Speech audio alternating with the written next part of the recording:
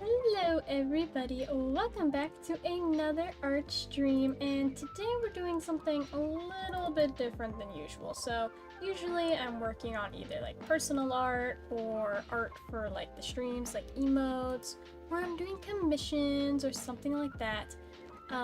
Today we are gonna do something different, and today we are drawing a little tribute piece for one of the horses at my barn who sadly passed from colic this morning. And I don't know, it's just I just like I feel like I just need to, you know, I need to draw her, I need to encapsulate her, and yeah,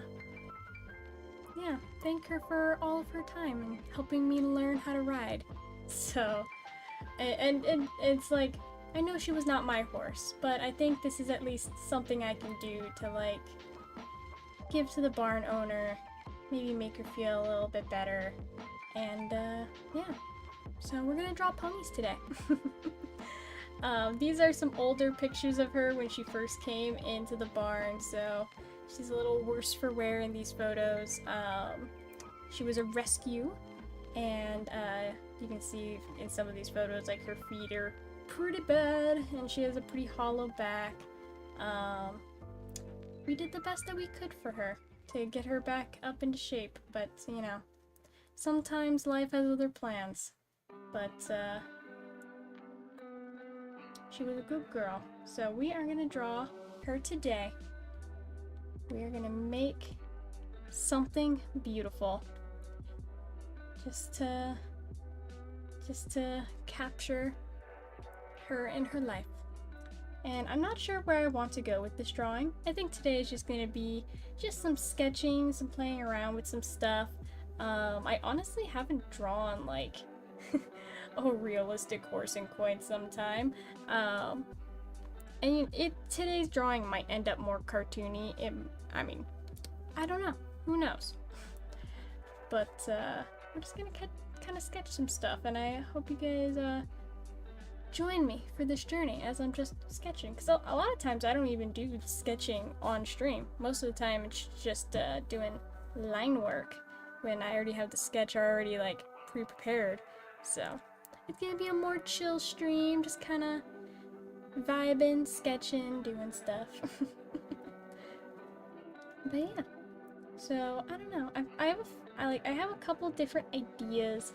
I kind of like have an idea of, and I might need to pull up some reference images for the poses I'm thinking of, but I think I'm kind of envisioning like her laying down, right?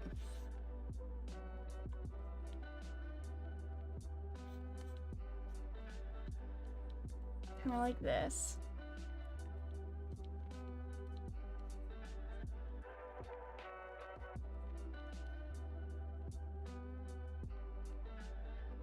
Horses' legs look so weird when they're laying down. I don't know why. They just do, though. They just do.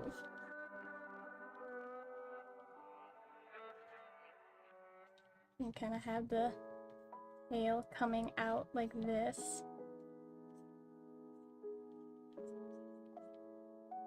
And she had a cute little brand on her. She was a ranch pony. She had a little seat. I'm envisioning something like this.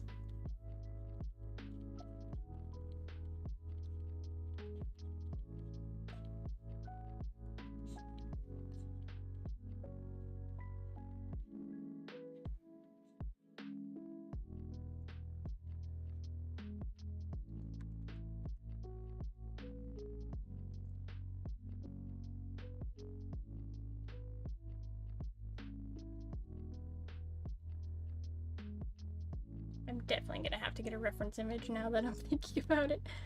Like, do I know what a horse looks like? Kind of.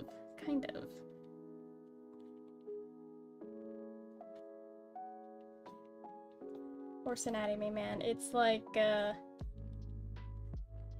one of the final bosses of artwork.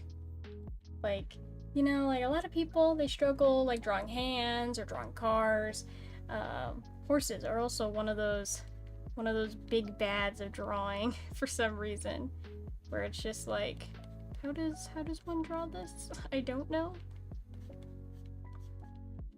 I'll probably stylize this too. It's not gonna be like a one-for-one realism like kind of thing.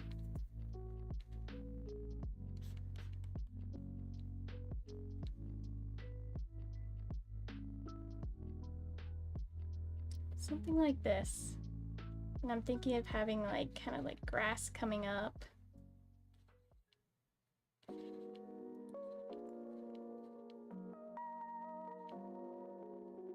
To draw like her forelock. And her hair actually came down on this side, because if you guys don't know, horses, they usually have their hair kind of going to either one side or the other. Sometimes they have a split mane, but her hair kind of leaned over to this edge. It was pretty short, nothing super long.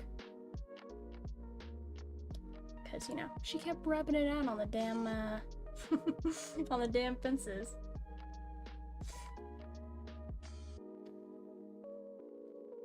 Yeah, the anatomy's all whack here, but the idea is there. And then think about just adding like some like wildflowers. I don't know if it's too on the nose to add the halo. Probably. Yeah, I'm thinking just something like this. I think this is where I want to go. So let me pull up a reference image so I can get the anatomy all correct, because that is important.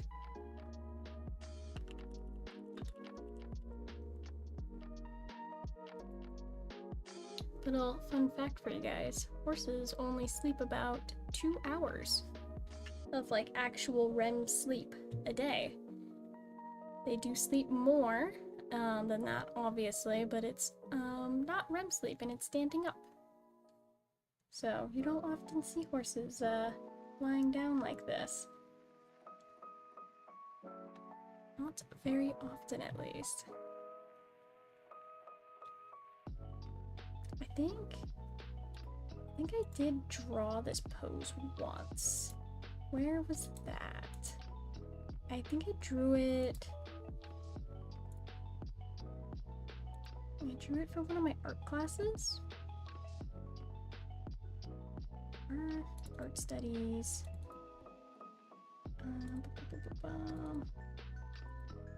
Art. Which class did I draw this for? This one? Is it this one? Yes. Yeah, I did draw a similar pose. This isn't exactly what we're going for, though.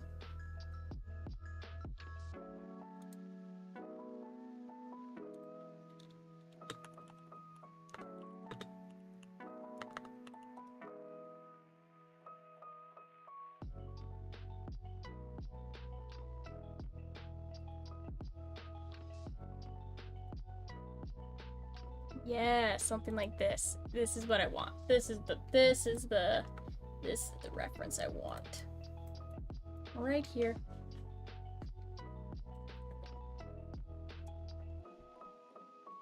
That is exactly what I wanted.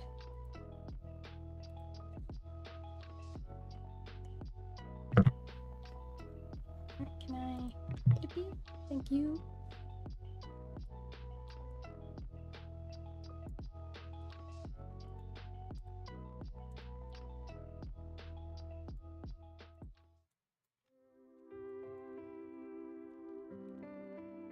Yeah, I think this pose is like exactly what I'm looking for. I might change the proportions like a little bit, but we'll see. Let me just, what I like to do a lot of times when I'm trying to draw something a little more realistic is I'll do like basic shape language where the anatomy is.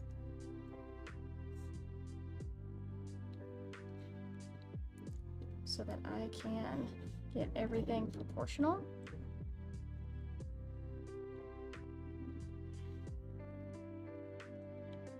And then afterwards I can change it to my liking.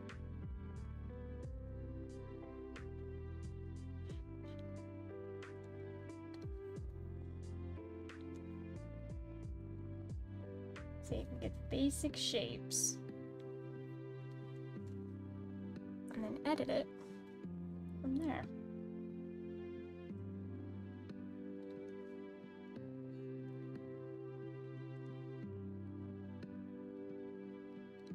For example, you want to stylize something, yeah, play with the proportions. So I'm gonna make the head a little bit bigger, a little bit wider.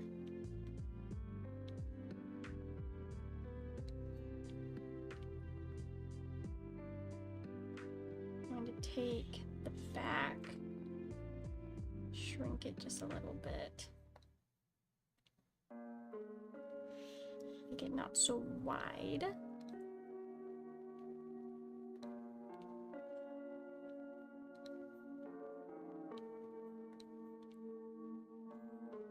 Bring the body in a little bit.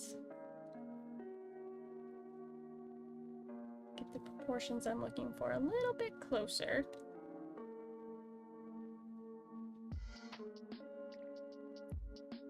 I also want to make sure that the markings are like as close as possible, because it's like the most prominent feature of a horse usually is their very unique markings.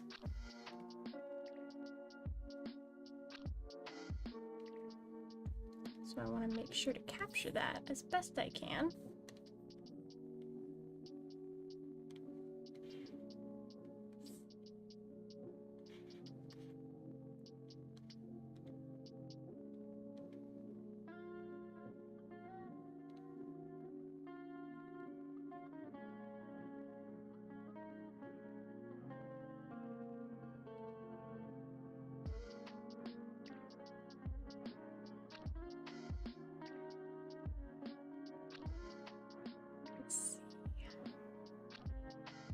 The nose here is kind of like smooshed because he's sleeping. Little sleepy sleeper baby.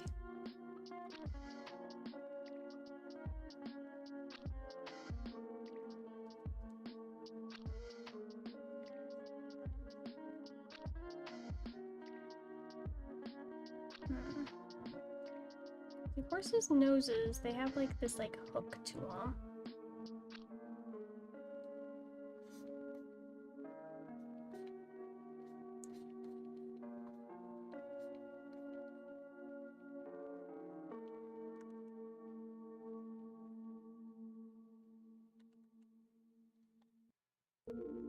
Stylize this just a tad bit. Kind of like that.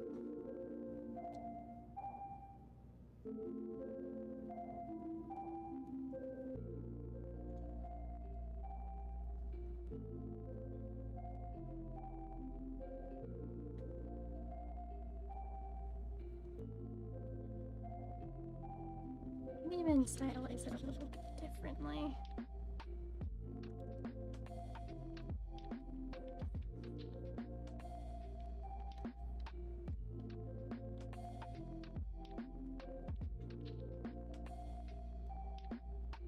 It's the ebb and flow of art, guys. Stylizing and playing around with something until you're like, you know what? That's good. I like that. Or no, I don't like that actually, and I'm gonna completely do something different.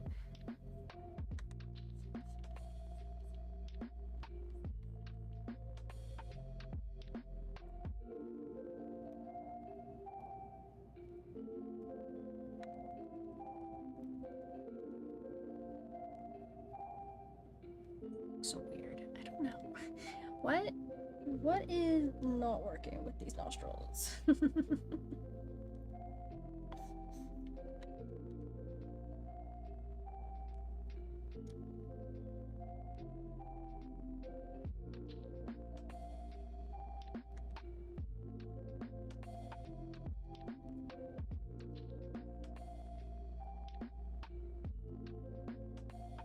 I cannot tell what is not working.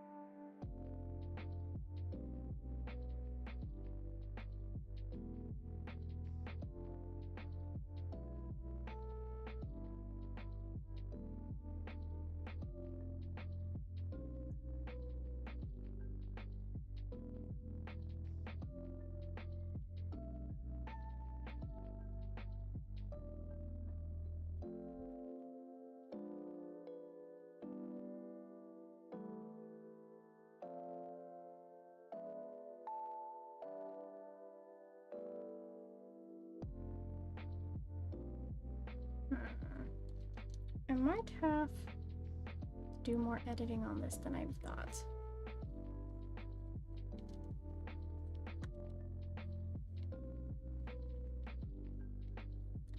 Okay, let me bring out, because I have not drawn realistic horses in a while.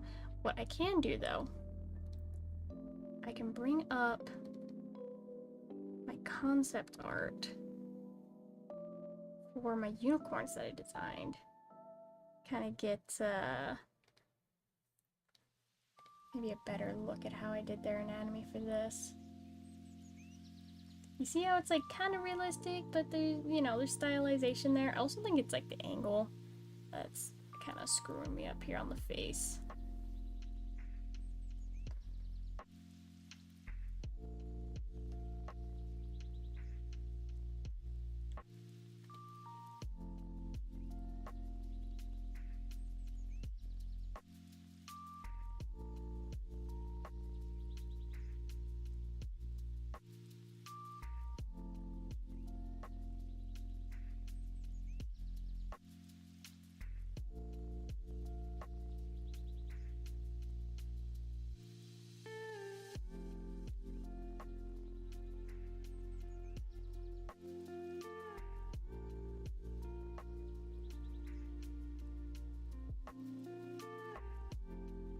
Might be a little bit too big.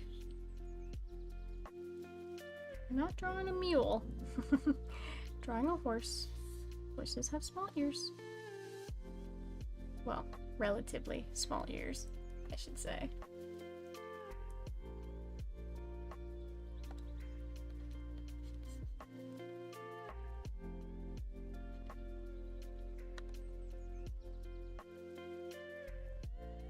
Relatively small.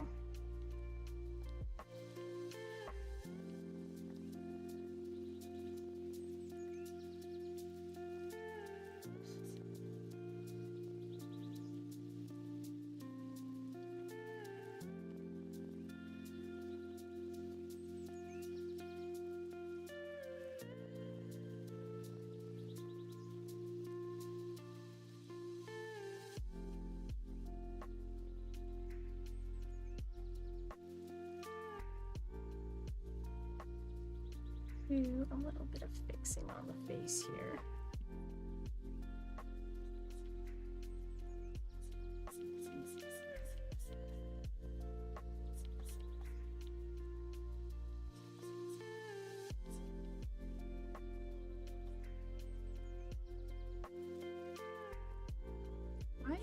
I should use a smaller brush. I think that's also part of my problem. I feel like this brush size is just way too big.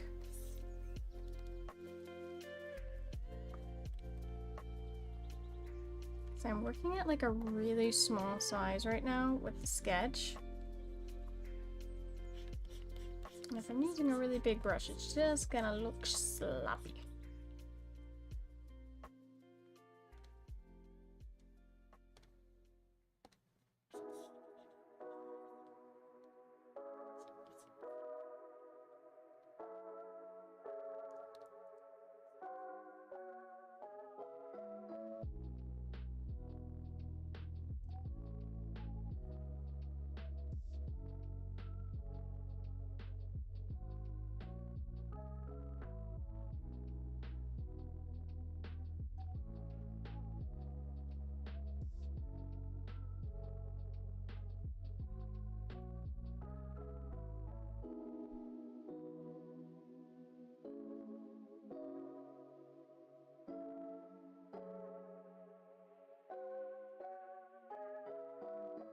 Now this is coming together better, right, chat? This is working better. We'll trial and error, and we are working our way to where I want to be.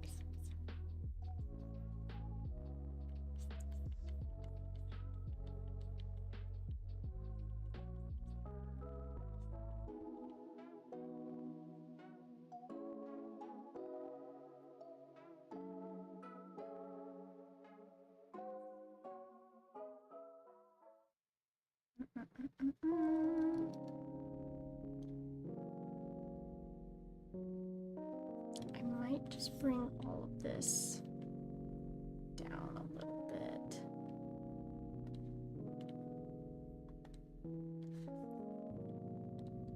Are we following exact proper anatomy? No. Do I need to? No. I'm a rebel. Don't come at me. I'm a rebel. Art rebel. One of the reasons I was late for stream today is I was actually applying for some grants, trying to get my business a little bit, you know, up and running off the ground. I've been really working on a lot of professional development stuff lately, you know, which is important stuff.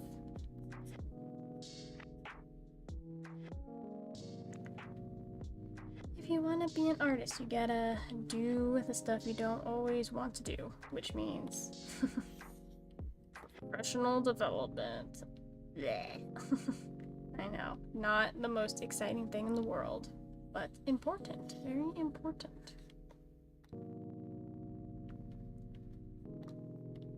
Move this marking over a little bit.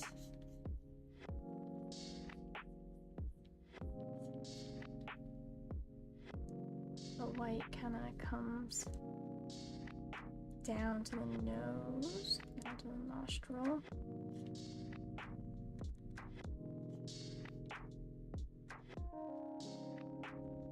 So it kind of like blends in with your nose.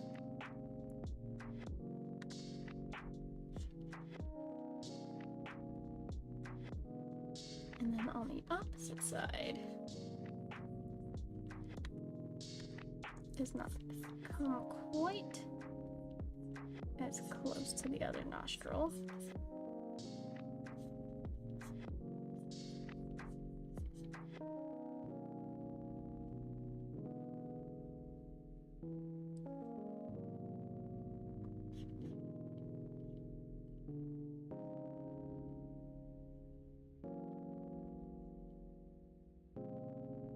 You'll have the pink nose, the white marking,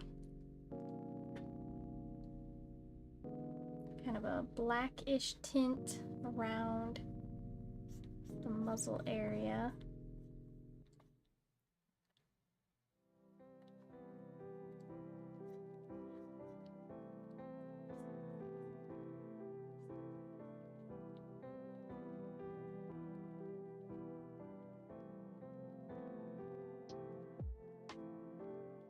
This is looking very good, actually. Now I am liking it. I still think this ear is too big, though.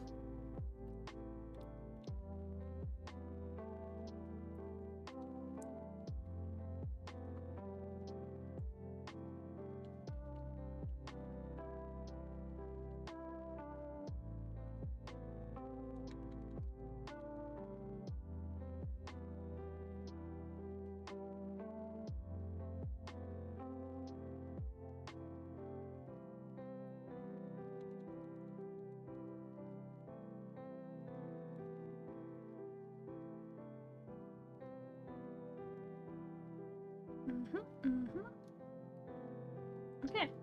See, the face is like the most important part, right? Like that's the part that's like the hard part. Once you get past that, it's kind of golden.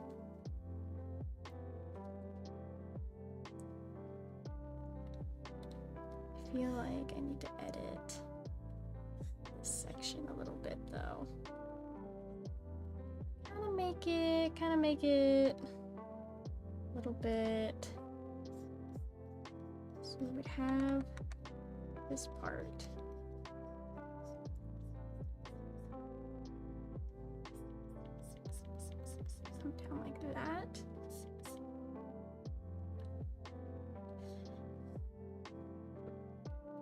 I'm gonna make the face a little thinner.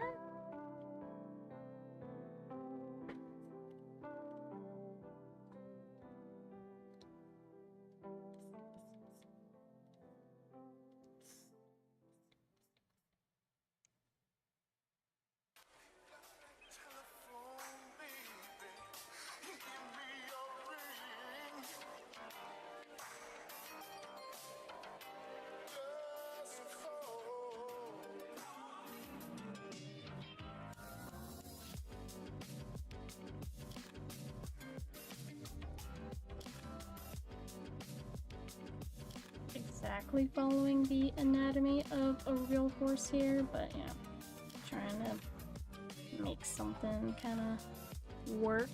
I still don't like this nose, man. I don't know what to do with the nose.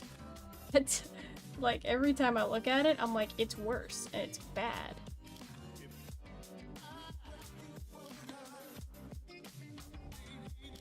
Like, what are we doing here? What are we doing?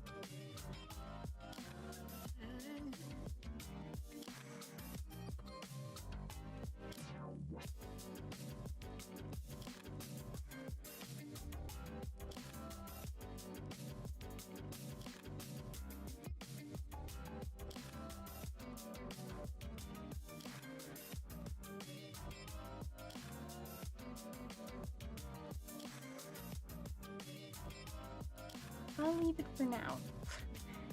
For now, we leave it. And I will come back to it when I'm feeling like I'm wanting to come back to it. You see how that works, guys? I can just like be like, yeah, you know what? I don't want to do this section of the drawing anymore, and I can just leave it. It's kind of amazing how that works.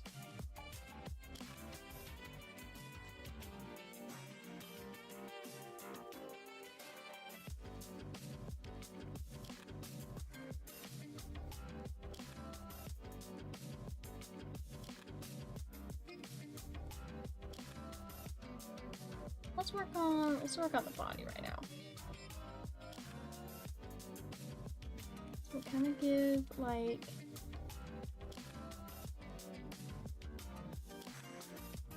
let me do the hair.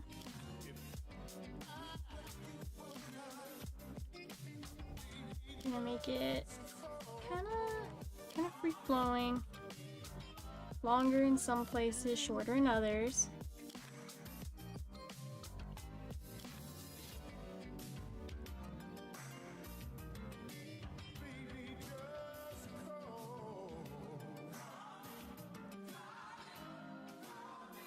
Yeah, I actually like the shape of that a lot.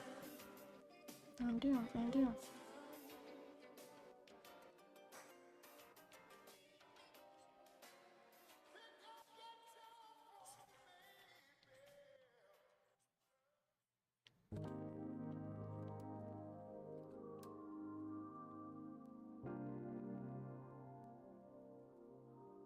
Yes, I think that works.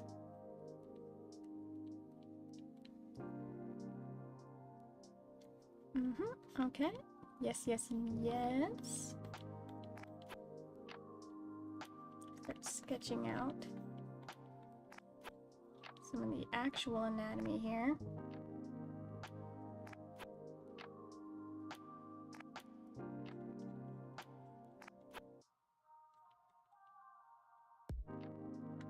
I have to...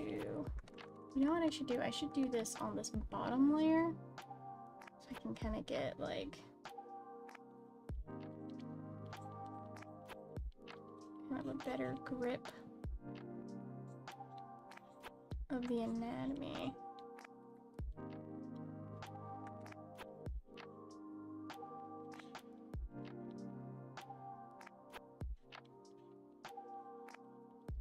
Yeah, do something rough underneath.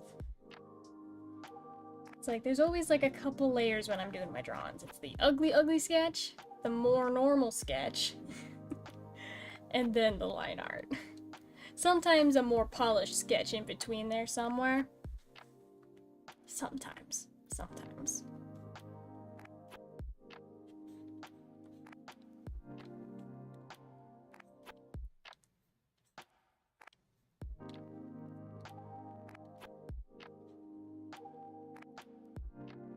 Depends on how I'm feeling that day.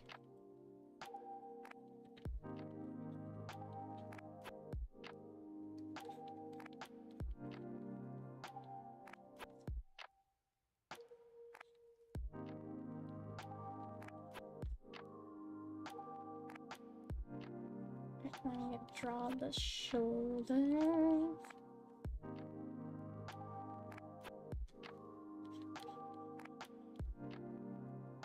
Which Chimay was not as built and chunky as this good fellow right here, so we'll have to do some, again, anatomy adjustments.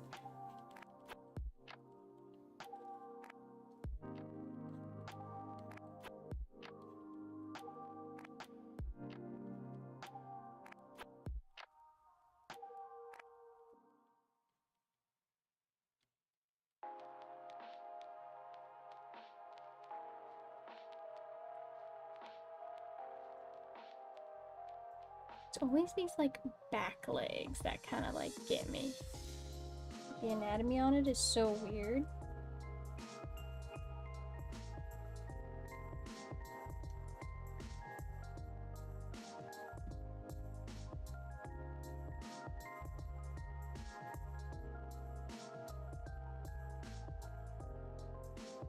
We can get it.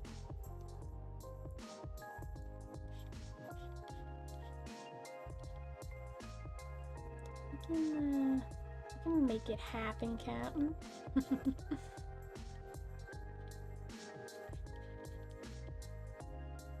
So draw the shoes. She did wear shoes.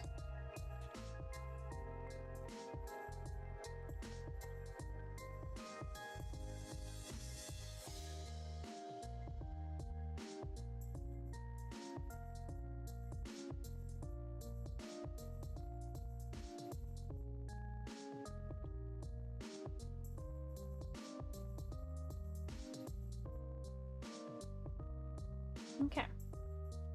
Well, there's our roughs down a little bit better.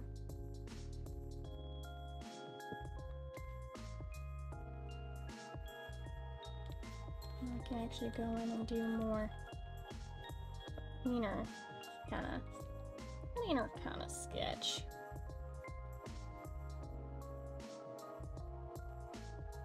Which actually, this back leg anatomy is just not right. Looking at it, kind of comes in and then has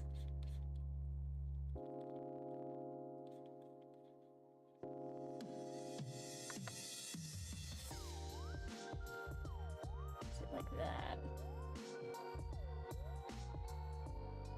Which some of this is probably going to be covered because I'm going to be having the tail kind of come out like this. So we don't have to worry too much about the anatomy of these back legs, but you know, we'll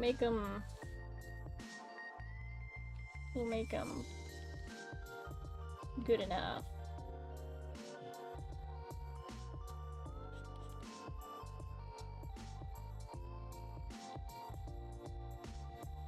Like this foot is like way too big.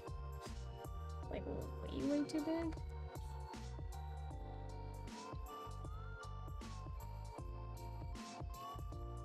A little bit better.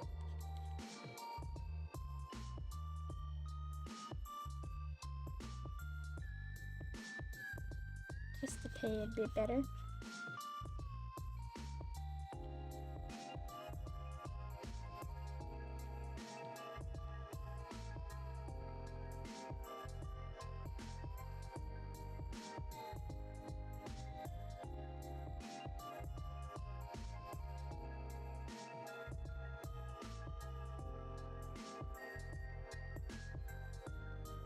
It's so, like, difficult looking at, like, the anatomy of the hoof. This horse has so much floof, which is adorable, but there's so much floofy floof. And it's like, what do we do here? What are we doing? What are we doing? I don't know what we're doing. What are we doing indeed? That is the question.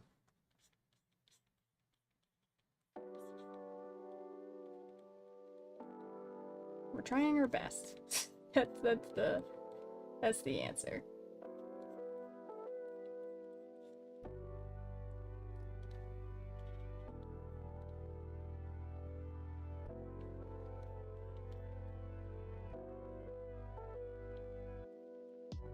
We're doing our best.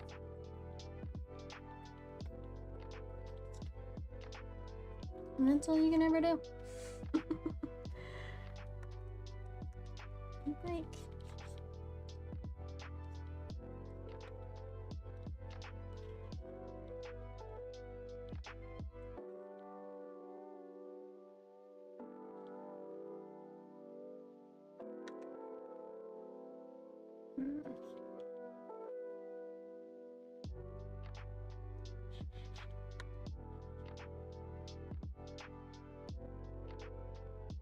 yeah, the anatomy that's going on here kind of tripping me up.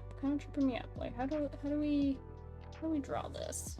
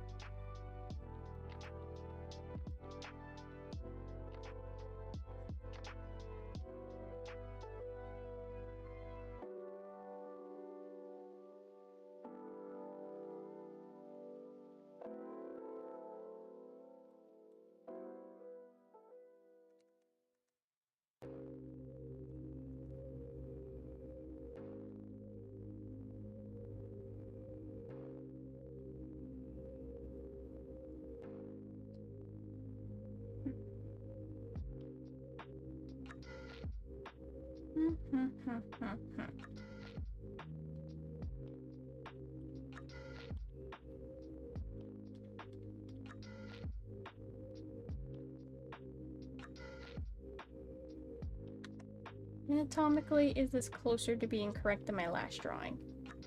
Yes. Does this have the spirit of what I'm going for, though, is the question. I'm not sure.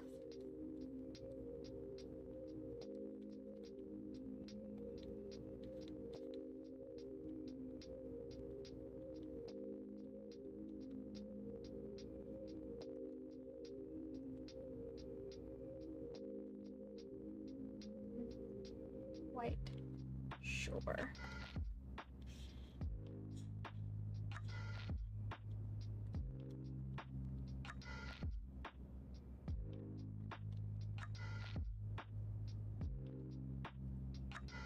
See, because this was the original drawing. It's like I want it to be kind of ethereal in nature.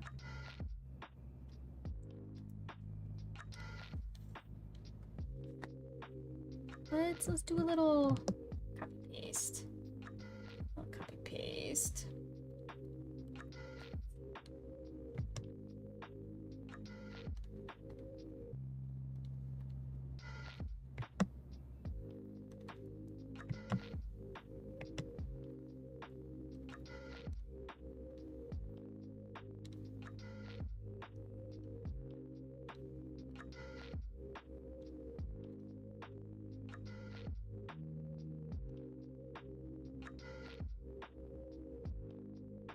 And I just we'll put that over there.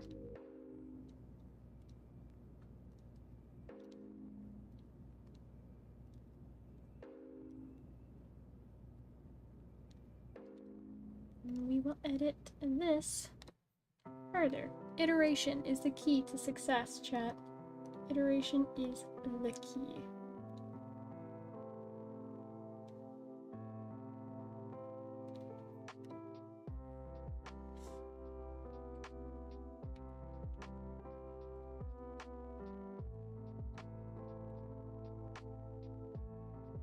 It's like you can almost never draw things right the first time you draw them. I mean, hell, I have done the same drawing over and over and over again, like multiple times. Like, look at these reference sheets I drew, like years and years ago for my unicorns, right? I drew these bad boys, I don't know, 10 or so years ago. They're fairly old. And then you keep iterating, you keep working on things, and now they look like this, which even these reference sheets are still a couple of years old because I haven't redrawn them in a while. But these look really good. They worked really hard on them. But I love redrawing stuff. So I always can make things better by redrawing it.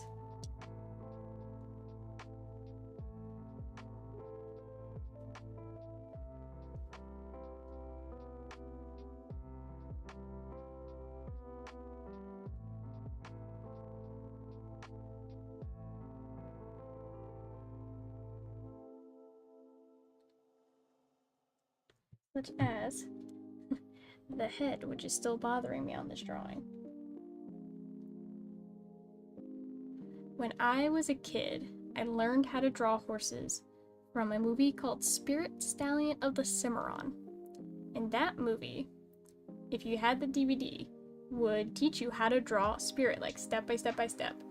Like, to this day, I'm still very proud of that drawing that I did from that tutorial from that movie. Shout out James Baxter, freaking amazing artist. Also worked on Adventure Time. More of you are probably familiar with Adventure Time. But very, very good artist. Like, amazing freaking artist. Especially when it comes to drawing horses. Because I mentioned before, horses, not easy to draw.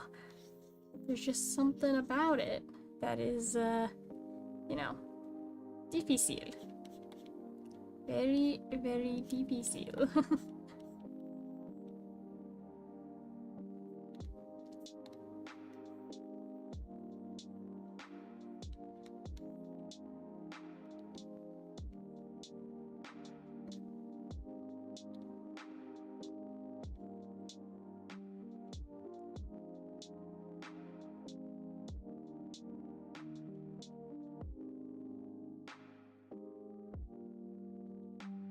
Try to reference a little bit.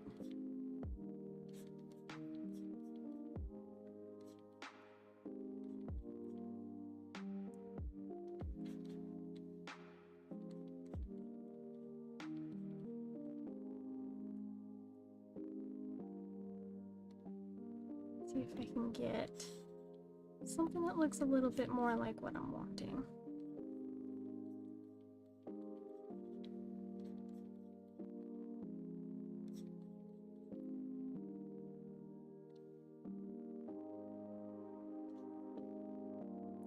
Whoops, that's not the select tool.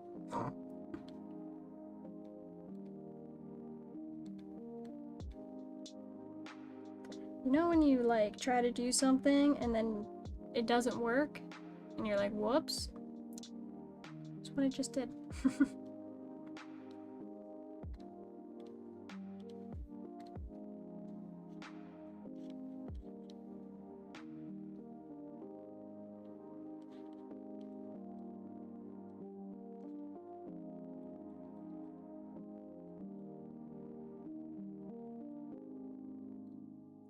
Just too long.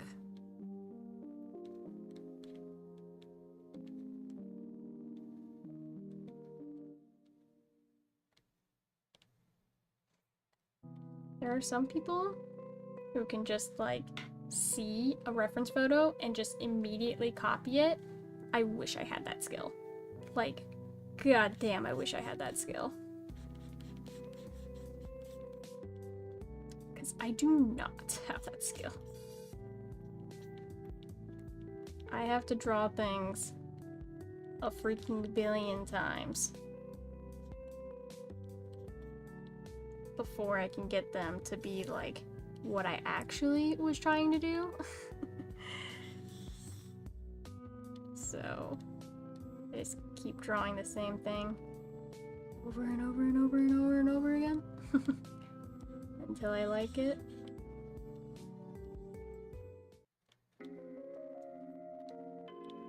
Which, you know, eventually I will, like, have everything I need to, like, be better, because, you know, iteration will eventually breed success. But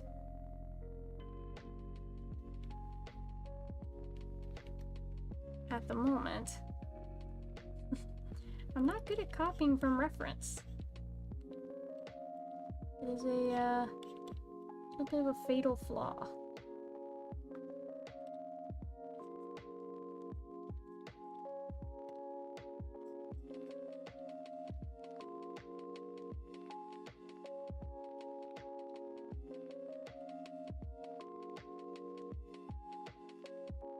Just not good at replicating.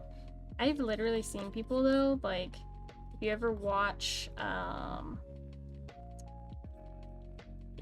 like comic book artists draw, those people are like insane people. I guess they draw the same character every single day over and over again. So like they'll be like, oh, draw Batman, and it'll just be like oh, Batman, done. Like, they'll just have it, like, done super quick, and it'd be like, oh, how did you do that so good? But the answer is years and years and years and years and years and years and years and years and years of hours and dedication and practice. So, I'll get there one day. I'm a really slow artist, but I'll get there one day. This looks way better, though. Can I just say, holy crap, this looks way better?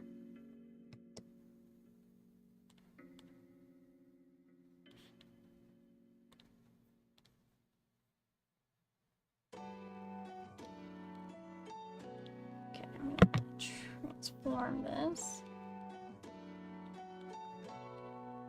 over to where I need it to be.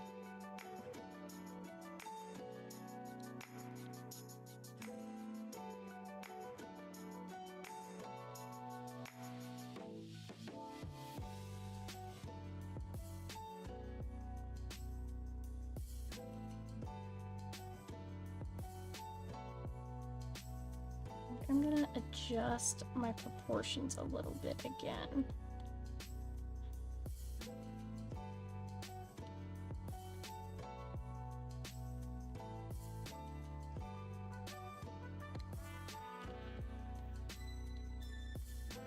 Just a tad bit. I think I'm gonna rotate it a little bit too.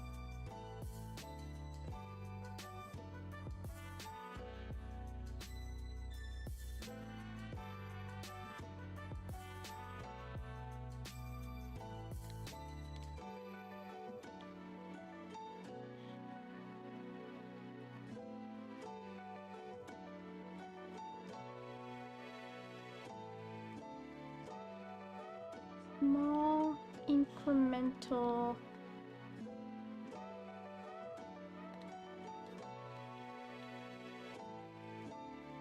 little adjustments to make things all the more better.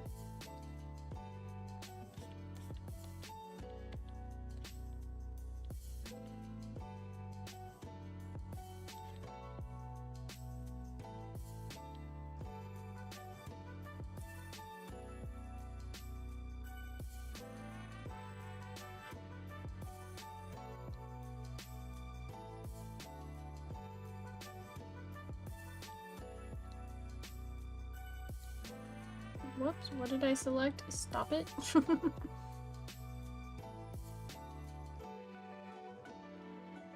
Yeah, look at that face shape. That is like 1,000 times better. Like a billion cajillion times better than this or this. Reference chat. Use reference. Oh my god, it's so much better. Anyway. I'm gonna turn the sketch down like a ton so that I can more easily work on this.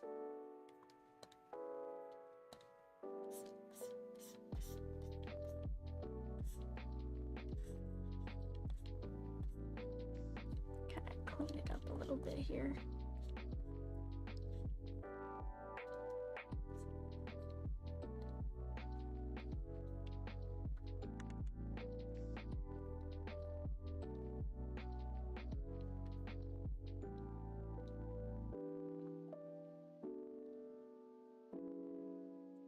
Now we can draw in the rest of our details.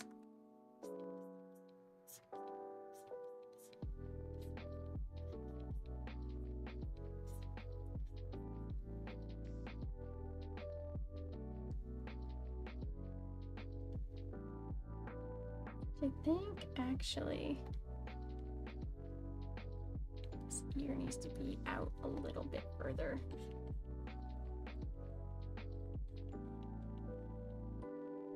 Make it, you know, anatomically correct.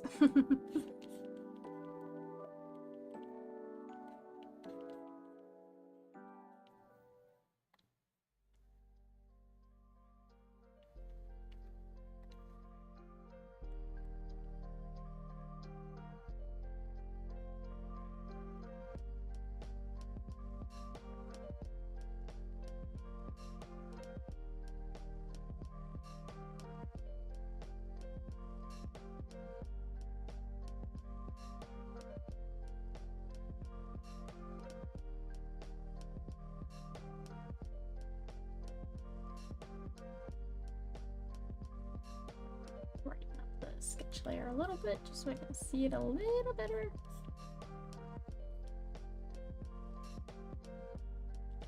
So I'm having a little bit of difficulty seeing it now. It's like I wanted it to be light, so it's like I can more easily see when I'm actually drawing. Too light, I can't see at all what I'm doing. So, life's balance, right?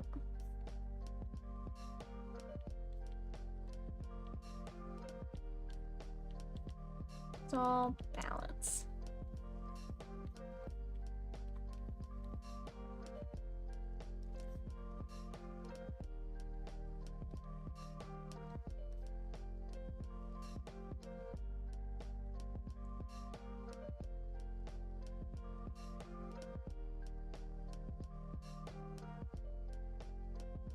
Okay, and I think what I'm going to do actually, I think I'm gonna bring her head in even closer. Like, just like a little bit. Kind of make that curve a little bit more extreme.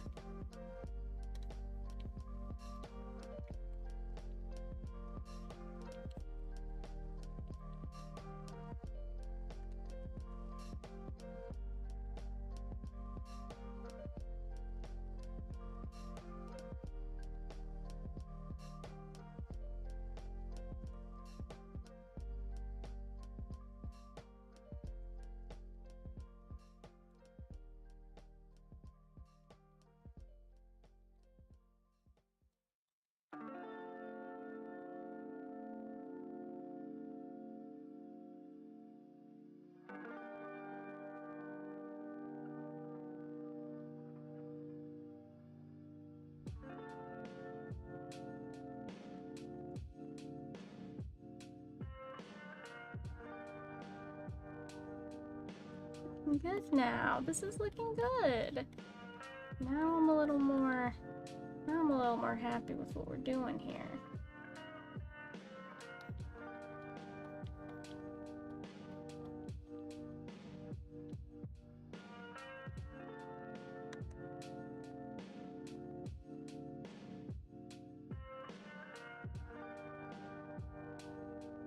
With this sketch, I think what I'm gonna do with the tail, because I'm not gonna draw the stuff behind it, I'm just gonna draw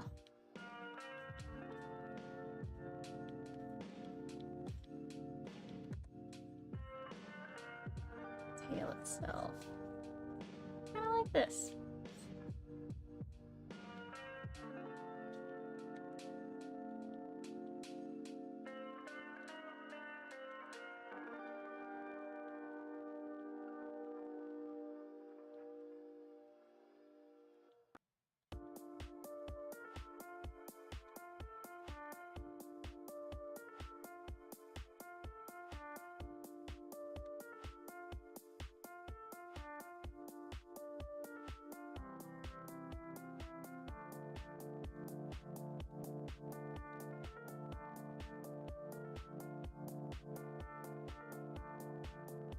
Yeah, like that, like that. Perfect, perfect, perfect. And then I think for the leg, I think I'm gonna break anatomy here a little bit. So, bear with me, chat. Nice stream, enjoying watching while I work. Well, I'm glad you're enjoying Slam Jam. I'm just, doing some calm little sketching. So, glad you are enjoying. Glad to be of entertainment service.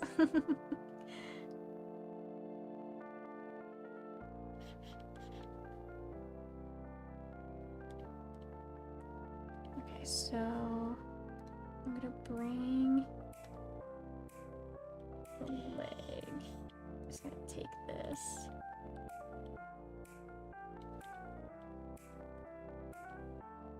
Bring it out a little bit so you can see it from where the tail actually is. Because right now it's like you can't really like see it at all.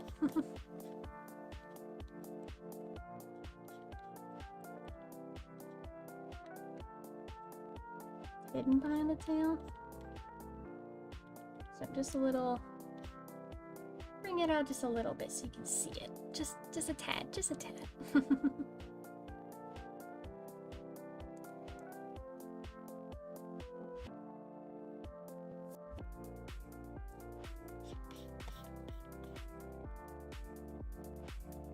The other leg.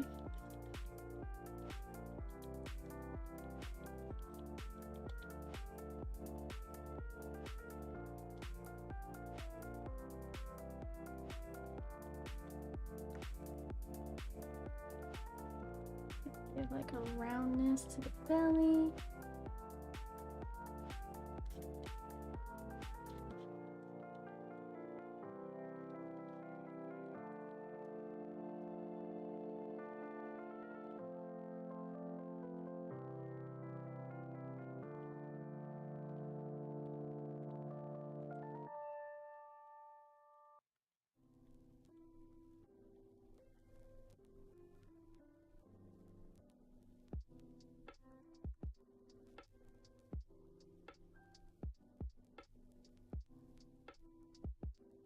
Oh, I didn't draw her marking. I gotta draw the marking. Hold on. That is an important step. She's also got markings on her legs that I have not been drawing.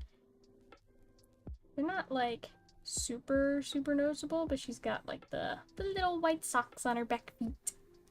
I don't think, yeah, she doesn't have any on her front feet, just the back feet. So, actually, I don't have to really draw that because they're kind of already, like the ending and the markings kind of like hidden behind the tail there.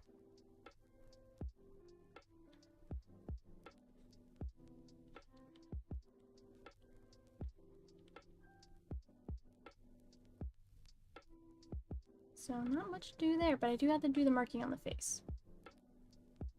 I think I'm gonna also adjust this ear.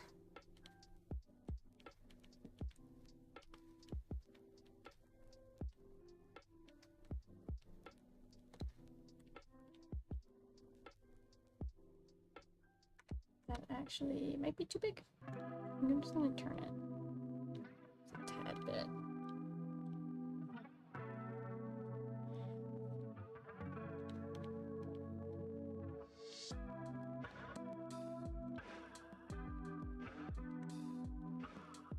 Why this ear looks so much bigger than the other ear? It shouldn't look bigger, but it does.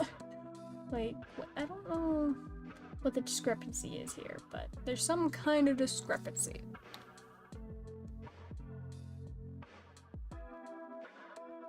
Gosh, look at where we started. This to this to this. What referencing can do for you, chat, is just astounding. The power of references is truly a magical experience. I'm just gonna come in and trace her marking so that it is exact.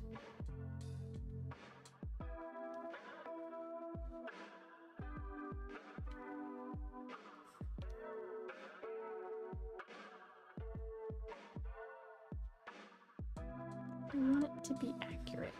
I feel like out of everything, the marking has to be accurate.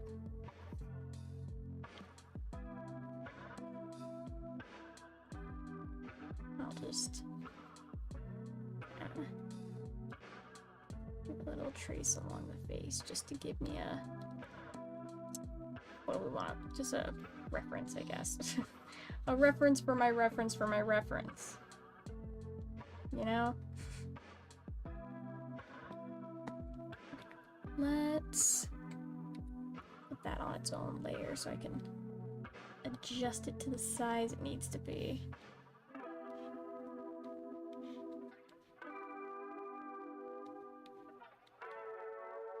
I think for my like art style, I kind of have the like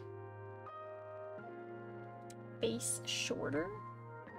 Maybe I should elongate the face a little bit. Just like not an extreme amount, just like enough. Now I'm gonna bring the marking down a little bit here.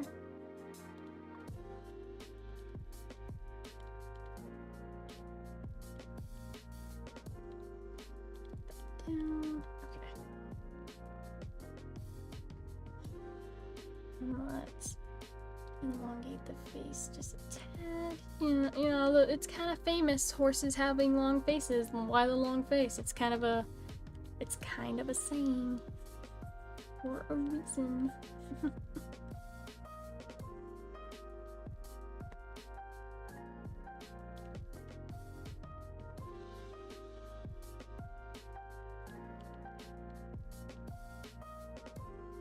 So I think this eye is not in the right place. Yeah, that looks better. That looks better.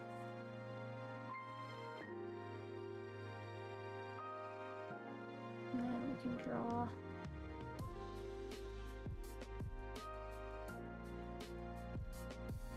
marking.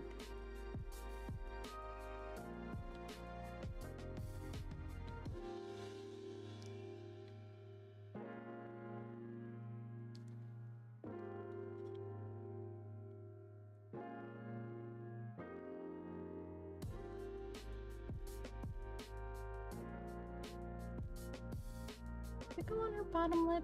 No, the pink is not on the bottom lip. The pink kind of just like wraps around the nose a little bit.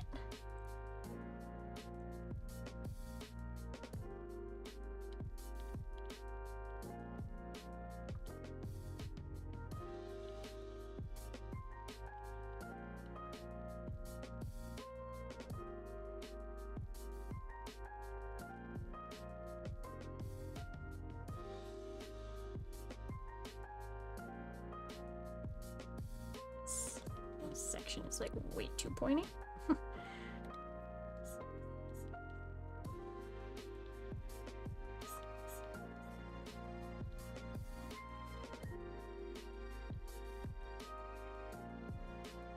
Like, we want it to be defined, but not like a friggin' knife point, you know?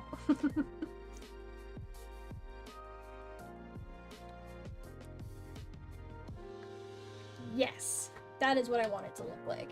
That is exactly what I want it to look like.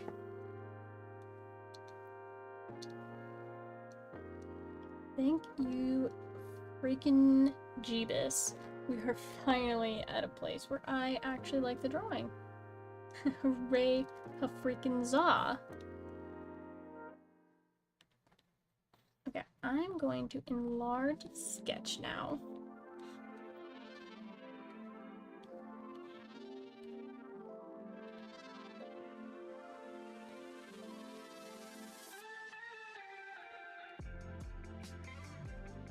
Off that layer, let's I'm gonna make this reference image bigger just for prosperity's sake. And then I think this canvas size is like way too big. So I'm gonna change that because this does not need to be 4,000 friggin' pixels. 2,000 seems better. 2,000 is more reasonable. Okay. Now I can work on a line art. Well, I should probably sketch in like the background that I kind of want, huh? I'm thinking like, I don't know, I'm thinking not even like a real background, just kind of like do like a little oval, you know, kind of like this. An oval of grass. And then we leave the rest of it like white. Just something simple, something just to frame the drawing. I think that works well.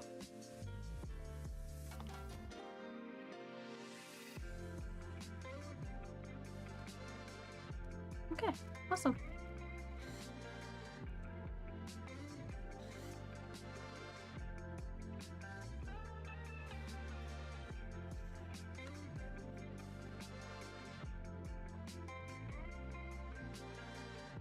We can get into the nitty-gritty, the line art, which the line art's kind of my favorite part. I really like doing line art. I don't know what it is about doing line art. It's just, it's therapeutic in a way, you know?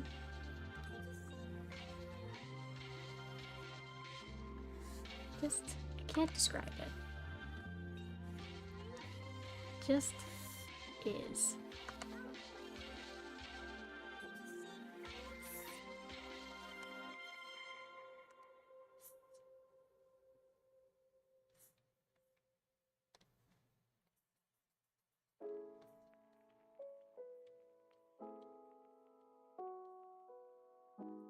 Clean up some of my edges here. I'll probably do colored line art in the end, but for now I'm just throwing down black. We can always change it later.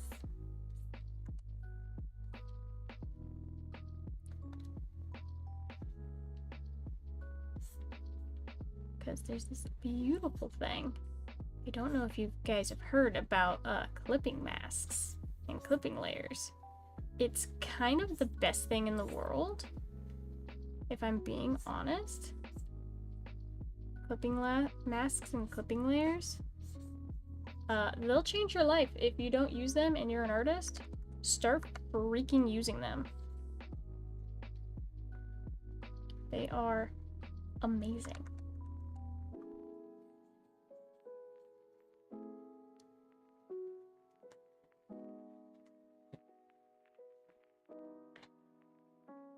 I feel like the hair is gonna give me the most trouble on this drawing, but we'll see. We'll see how things turn out when we get there. We get to that section.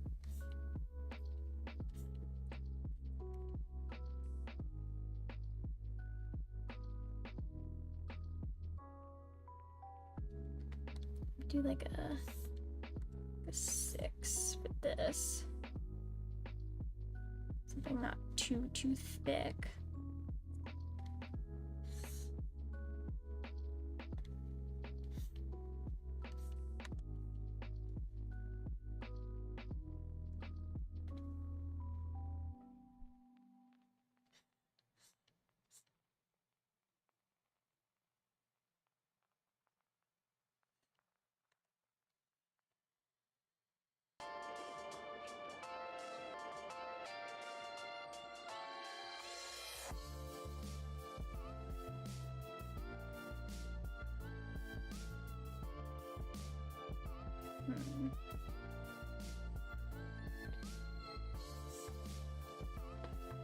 Line weight is also a thing that I have to still master. Not the best when it comes to line weights.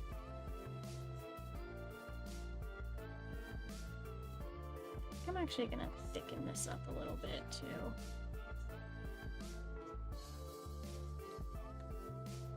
Just to kind of match the other side. Not too thick, just enough. And then a lot of times, I'll do like most of my line art in like one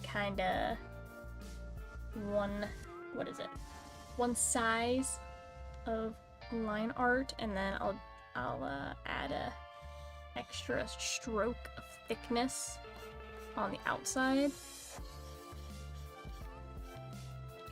to add a little bit more shape to it all,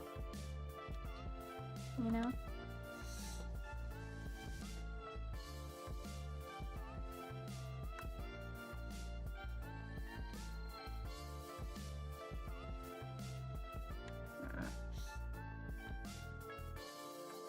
I don't think I'm liking the shape of the mouth. I'm thinking I don't like it. I'm thinking we redo it.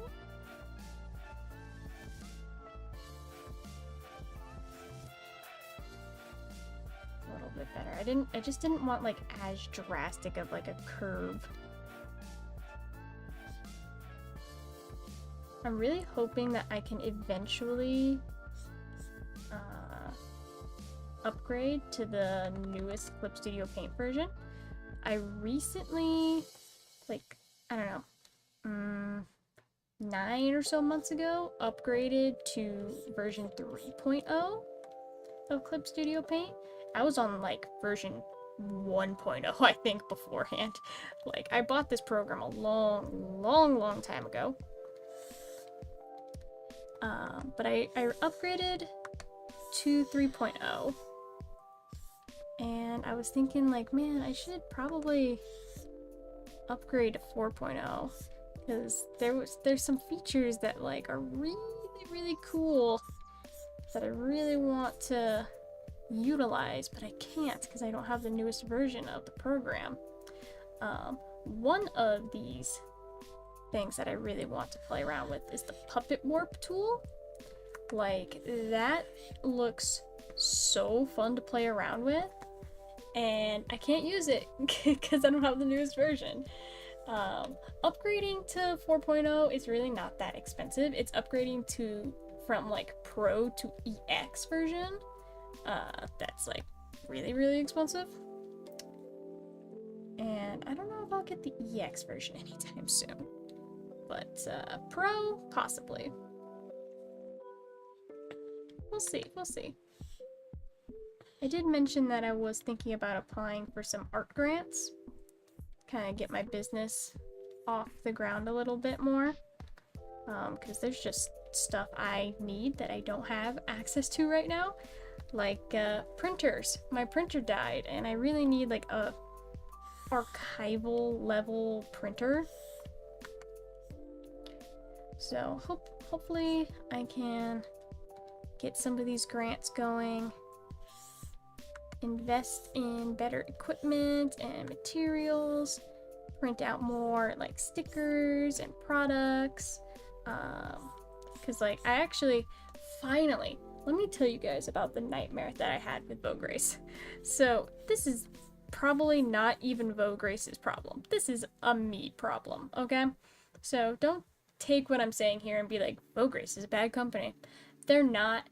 I just had difficulty because I'm dumb and I don't know what I did to fix the issue, but eventually I think I fixed it. Basically, I was trying to get some stickers printed because as I said, my printer, it be broke. So I was like, okay, I'll go to a company, get my stickers printed there instead.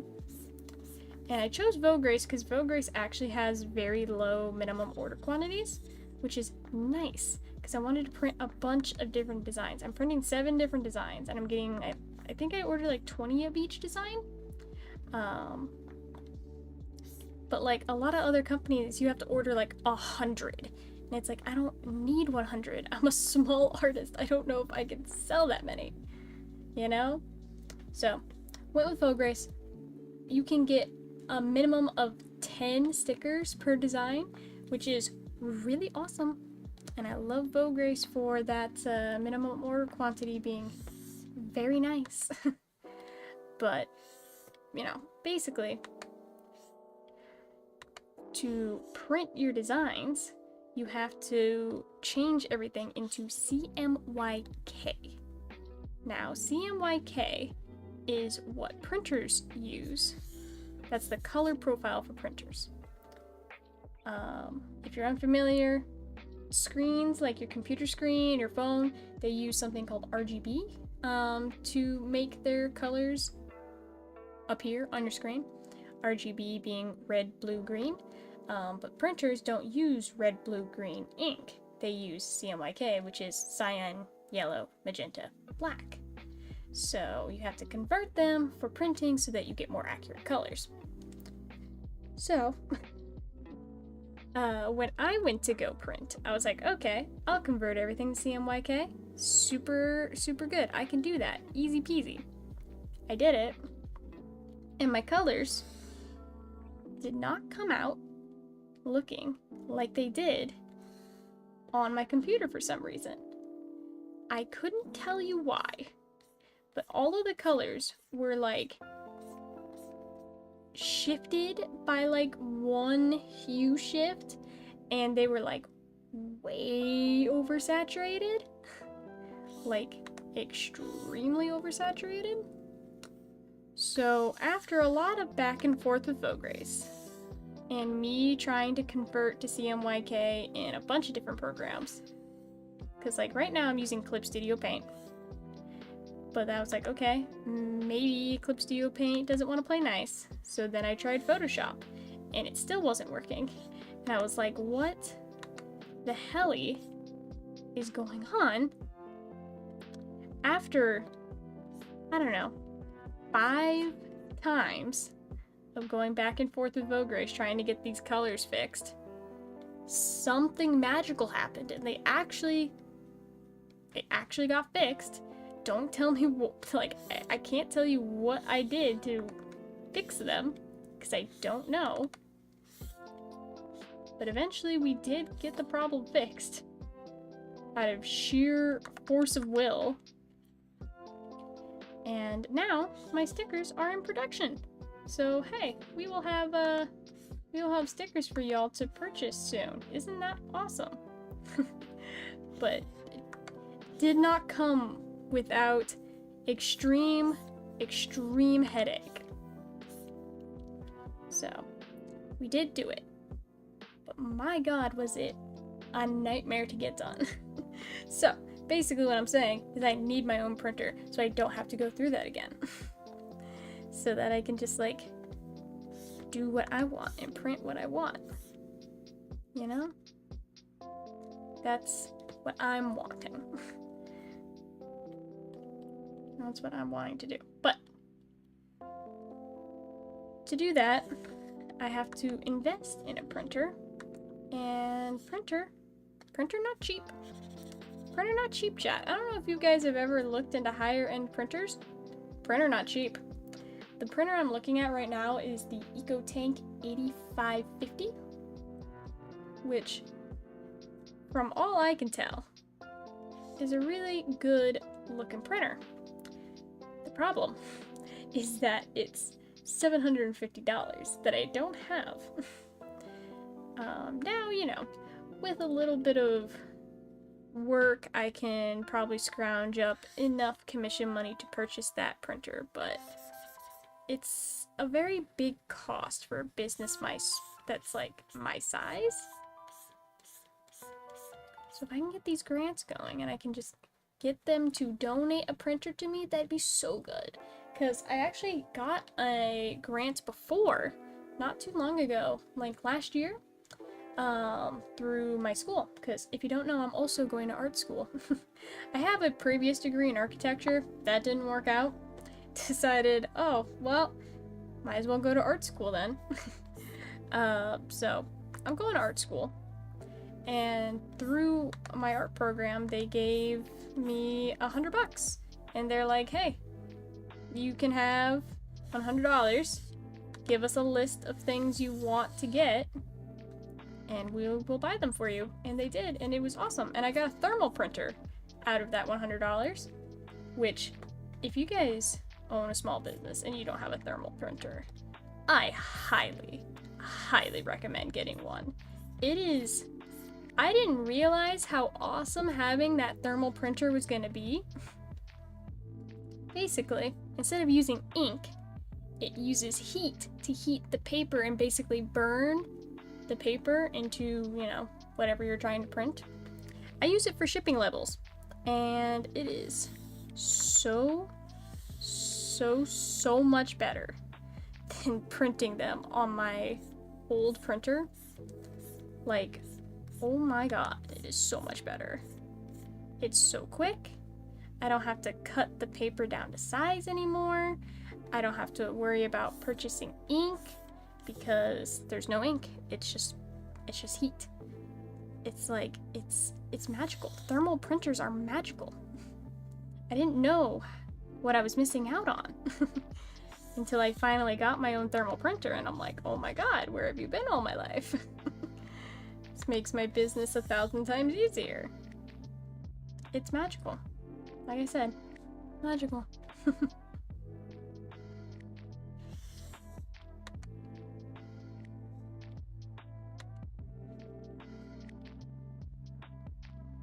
But yeah, highly recommend thermal printers.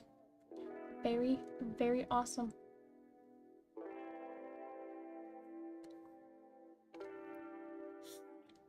I just wish my first printer didn't break, because I already have an Epson EcoTank. It's not the like super high quality model that I was talking about a second ago, but it worked really well until it broke, and I don't know how to fix it. And I tried going to like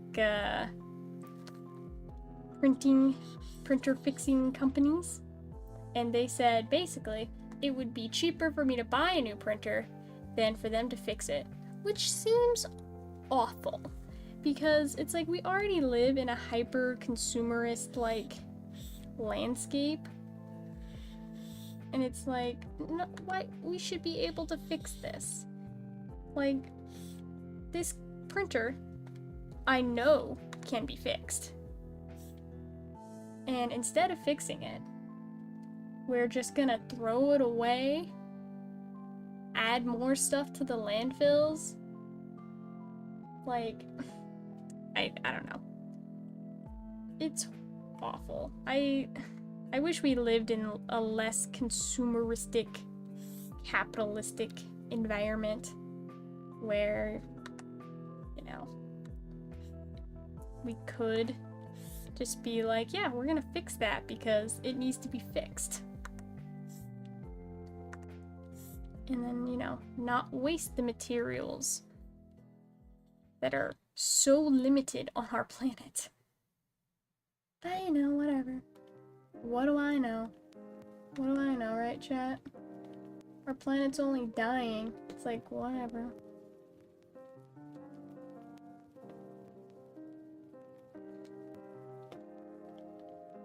Okay, the liner on this is coming out really freaking good. You just have to do like the hair and then this back foot right here. And then the liner will be done, and then we can do color, which is also, I think, going to be a very fun step of the process. Because I think the color is going to bring it all together. Okay.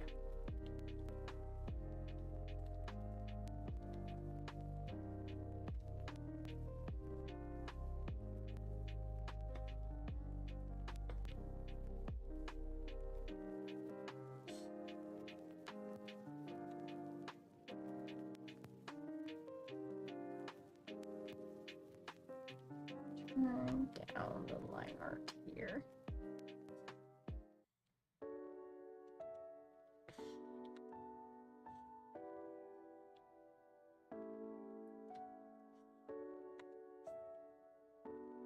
There we go.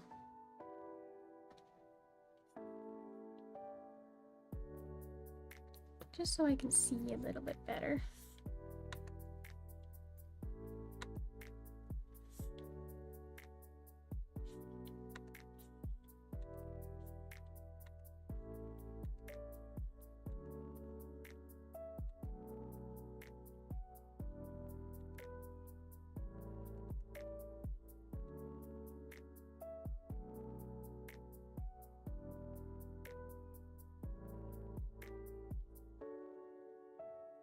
We're doing some loose details here. Loose details.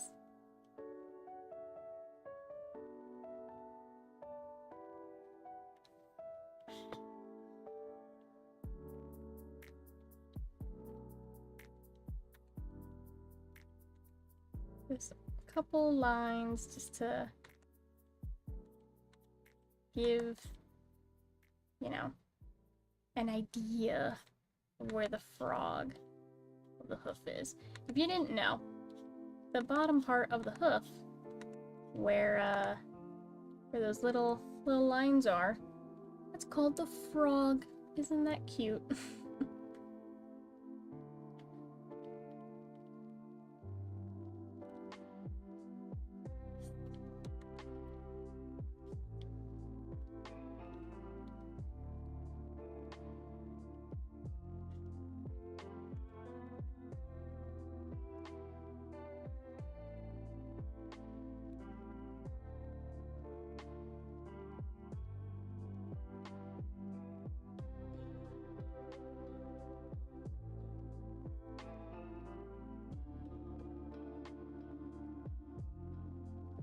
Really liking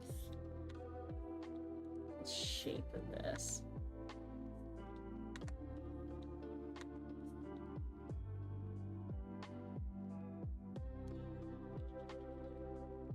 Don't know why, but I'm not liking it.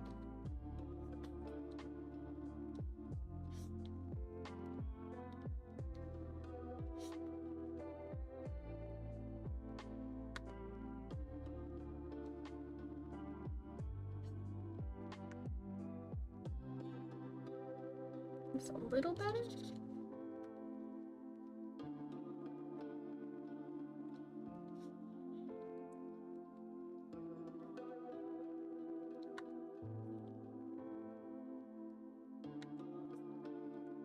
Anatomy, man. You thought it was hard to learn on humans? Try horses. 10 times as difficult. 10 friggin' times.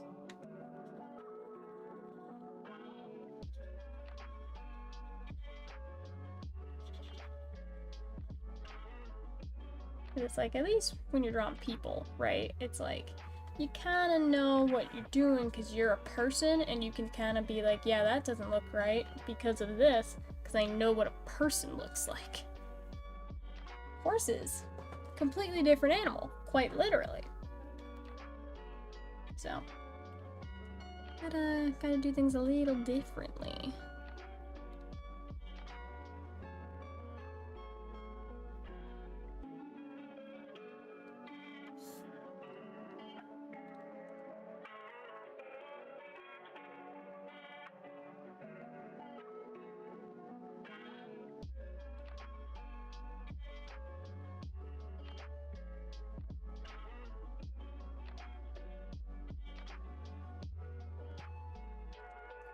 These long flowing lines, it's always like pushing them that is like my problem. Making sure like they flow. Like what? Why can't I just draw a line? What is happening?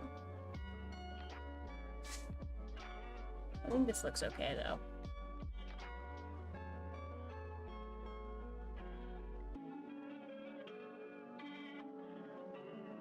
I also don't know why this happens. See how it like kind of like, it's like a nice smooth line and then it just like goes straight? Don't know what that is. Don't know what that's about. Like, I can fix it fairly easily just with some erasing, but like, it's still annoying. It's like, you could just do what I want in the first place and then I don't have to fix you, but whatever. Whatever.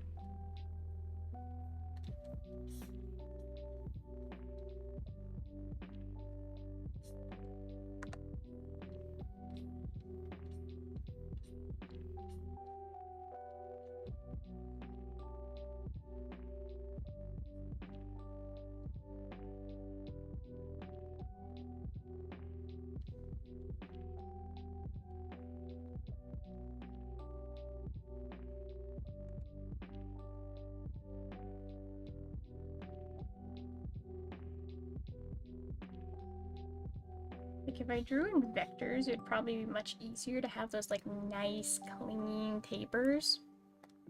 I don't draw in vectors though. I know I should, and I should learn. I've drawn in vectors like a couple times, but like not often enough to feel like super comfortable with the medium. So I defo need more practice. Especially because like some of what I do is like a logo design. Every once in a while I'll make something for someone where they need a logo for something. Ideally that should be done in vectors. But I don't like working in vectors. I think it's annoying. Because, you know, I don't know how to do it, so anything I don't know how to do is annoying. That's how that works. But I gotta learn. Eventually. Eventually gotta learn.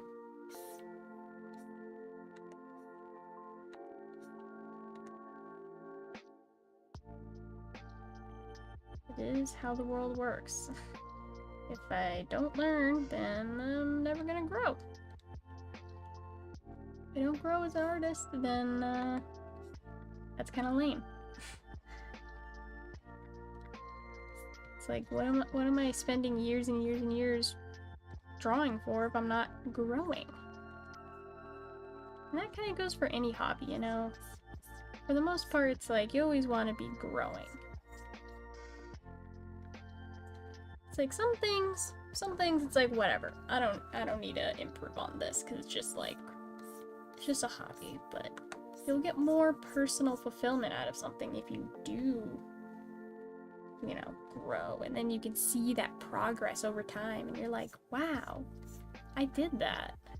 I learned and I did things.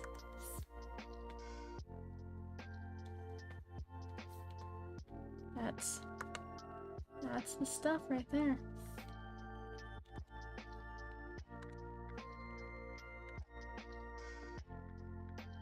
That's what I think anyway.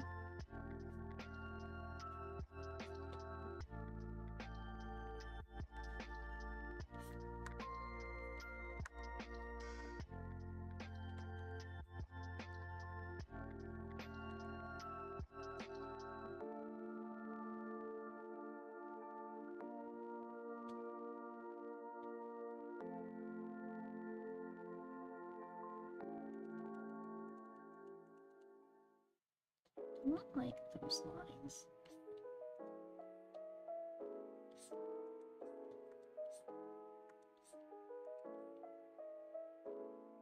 Yeah, I like that better. That looks a little bit more like what I'm going for.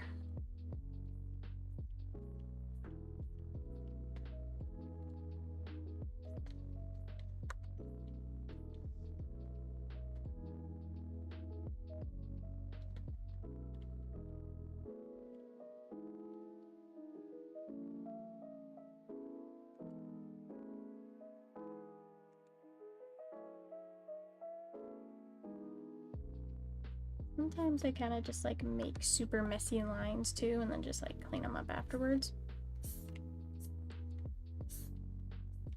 Like, there are people out there that's all they do, which is kind of crazy to me because it totally doesn't work for my art style because my art style has very, very clean line work. But there are people out there that they don't do a sketch and then the line work. They do a sketch and then they clean that sketch up until it looks good enough for the line work. And it's like, damn, that's an option? That's a thing people can do? Why is this line being a bugger? Stop it.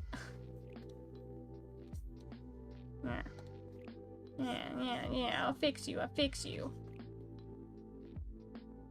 Stupid line. Yeah, it's kind of crazy to think about.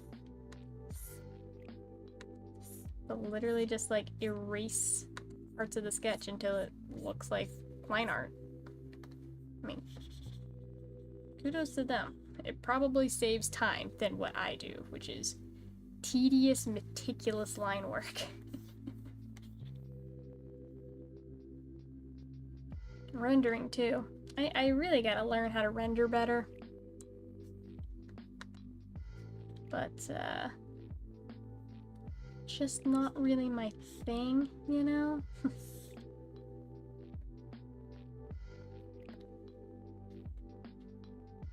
I'll get better at it with practice, but at the moment, my rendering skills are pretty poor. I know the basics, right?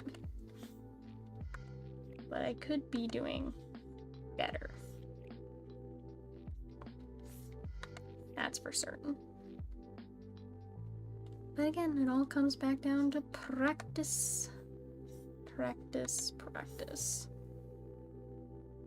Like everything. Which is why it's like, I don't like the argument that like art is a talent. Because it's not. It's not a talent. It's a skill. It's a skill that you hone over many years to grow better and do better. And if you don't practice, you're not going to get better. It's like no one came out of the womb born with amazing art skills. Like some people more have a natural inclination towards art, but no one is just born with that kind of skill. I've been drawing my entire life. Like, and I know that's, you know, what every artist says. I've been drawing my whole life, but it's kind of true. I have been drawing my whole life. Just like doing sketches on construction paper and, you know, it's always been a thing in my life that I've always been an artist. I've had, like, you know, parts of my life where I drew more and parts of my life where I drew less. Right now I'm in my drawing tons and tons phase. But, it's just something you gotta practice.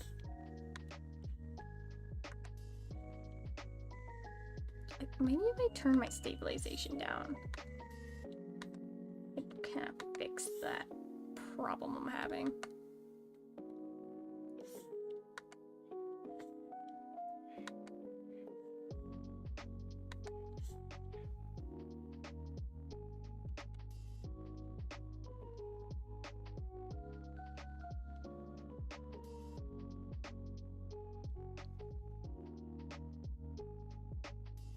I think that's good. I think that tail is good as is. I don't want to mess with it too much. I think it's fine. I think it's perfectly okay. I do, though, have to do the...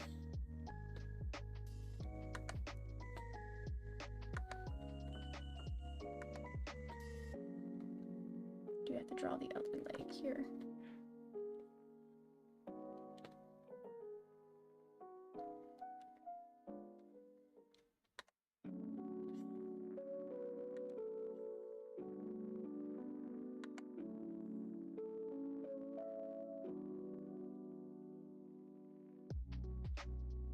Almost forgot to do that line. Okay, cool. Now I just have to draw the mane and then we can get to coloring this thing. First though, hydrate break. Remember guys, hydrate, very important, especially during the summer. Well, it's kind of not summer anymore, but it's still really hot where I live. Very important to hydrate.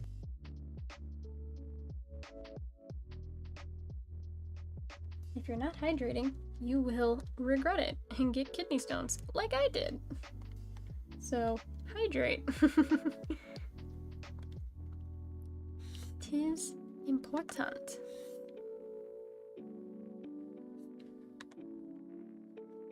And yeah, I've discussed the kidney stones on stream before. It's not fun. It's the worst pain I've ever been in my entire life, and I don't recommend it. That's why I'm always like, hey chat, hydrate. Time to hydrate. If I'm hydrating, you're hydrating. Everyone, grab a water bottle. Hydrate right now. Hydrate, hydrate, hydrate. And no, Dr. Pepper does not count as hydrating. Go get some actual water. It's like, I know we all want soda to be like our main form of hydration, but it doesn't count. It doesn't count. Unfortunate as it is, it does not count.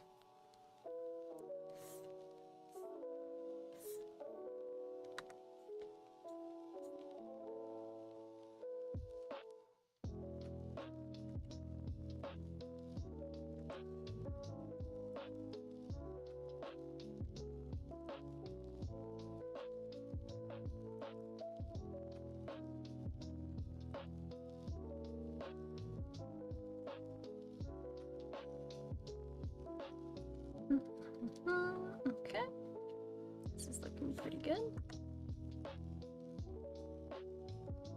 It's nice to draw like something a little more realistic for once. Again, it's been a while since I've drawn something with like this much detail. A lot of my drawings recently have been more simple. I mean, if you've watched my previous streams, you know we've been working on sticker designs, and all of my sticker designs have been very cute, very simple.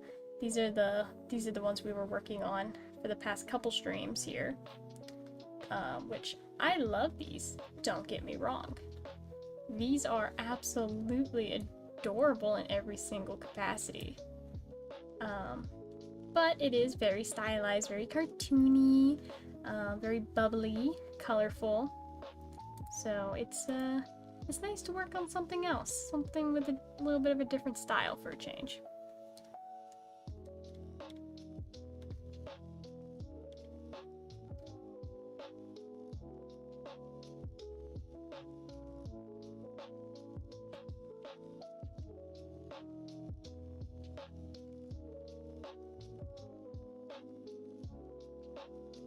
On the same things over and over again, you're kinda bound to get bored.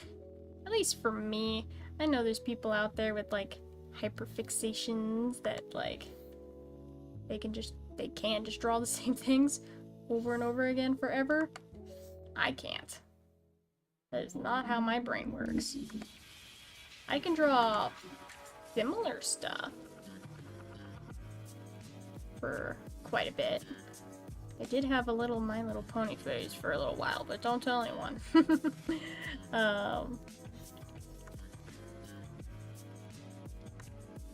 But yeah, it's like I always gotta be innovating in some kind of capacity with my art, whether it's like the subject matter or the medium or the style. Like I gotta do different stuff. I'll get bored.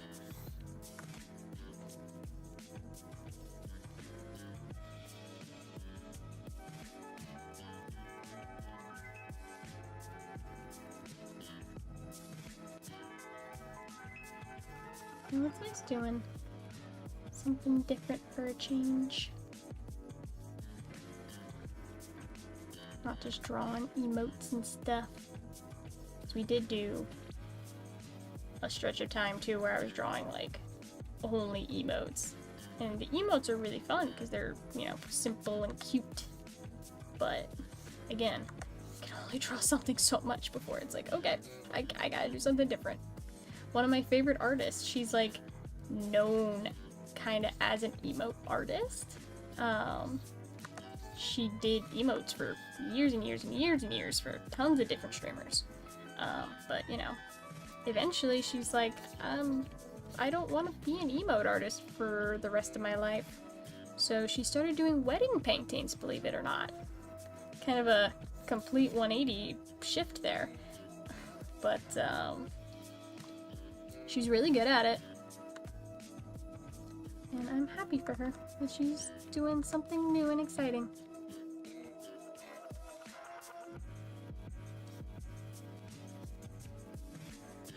It's like there's so many people out there that think like art is not a valid career path for some reason,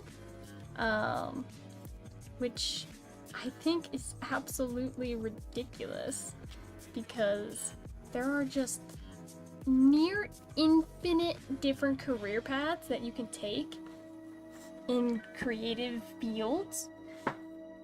Like graphic design and product design, architecture is art, like there's illustrating children's books and websites and like advertisement, animation. It's like the list could go on forever and ever and ever, really. Like there's just really almost an infinite amount of potential with an art career that people don't realize.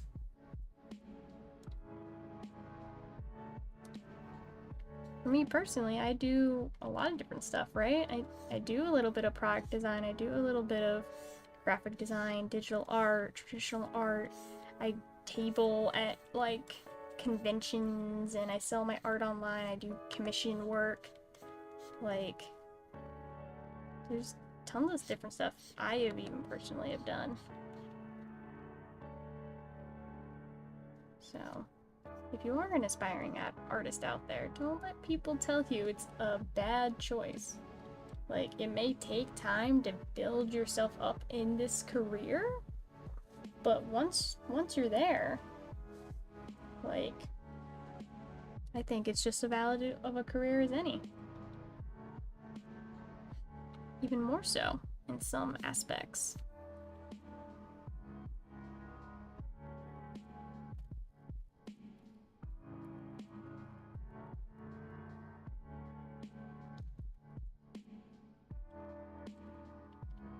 I'm gonna move here a little bit. Feels like off-centered. Which I kind of wanted it to be off-centered, but like not this much off-centered.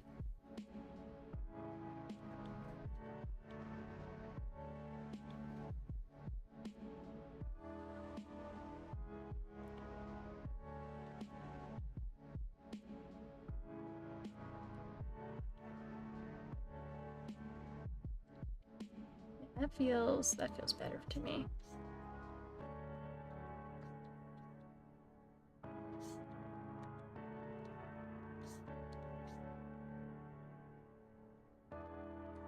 This is why I work on multiple different layers instead of just one layer, so that I can adjust things until things are finalized in my mind.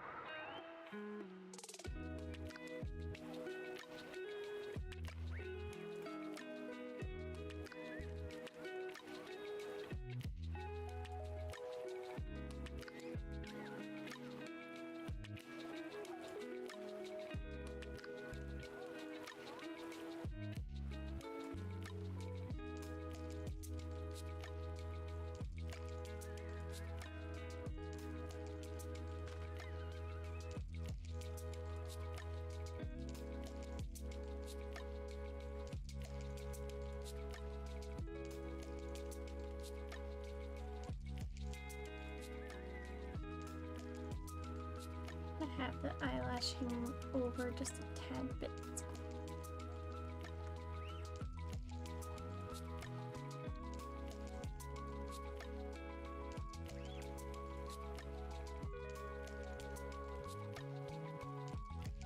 A little bit of dimension.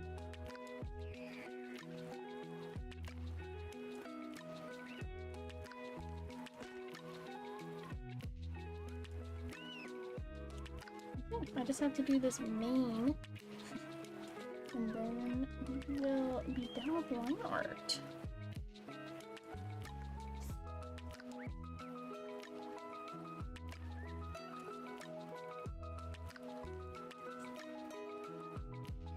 Isn't that exciting, chat?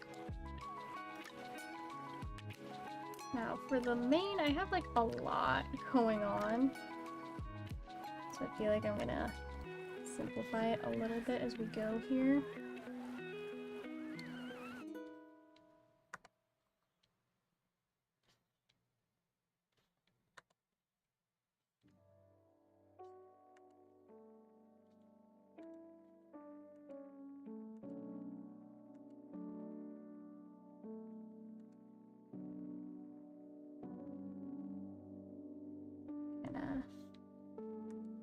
Make it, you know, we can have dimension, but not have it so detailed.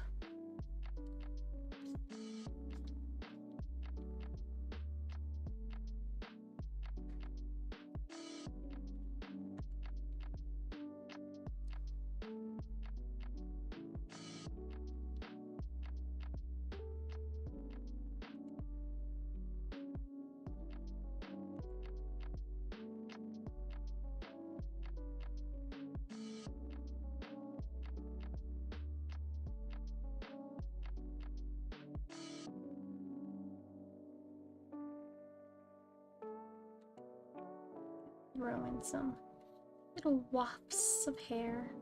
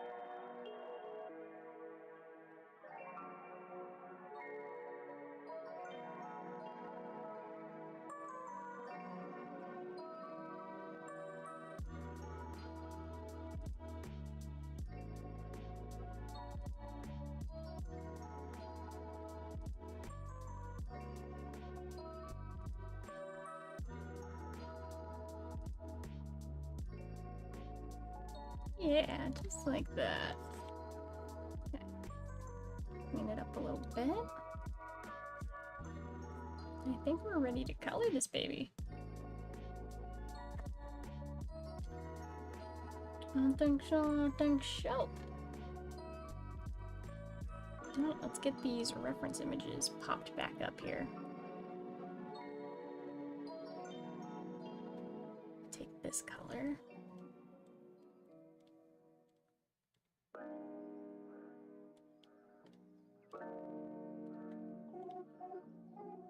Let's see, let's increase the tolerance. Invert selection, drop me down a base layer.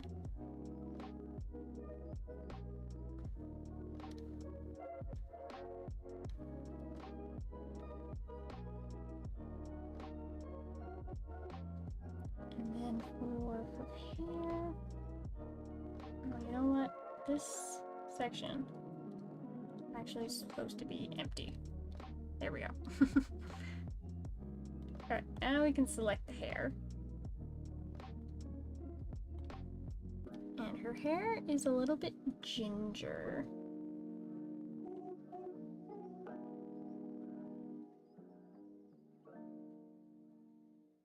Do like a slight hue shift.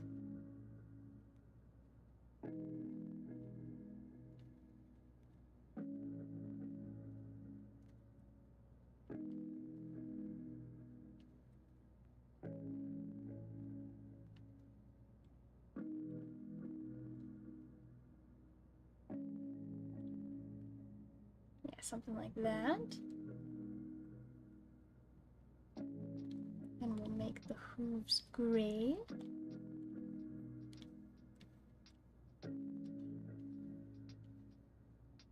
Still leave a little bit of that color.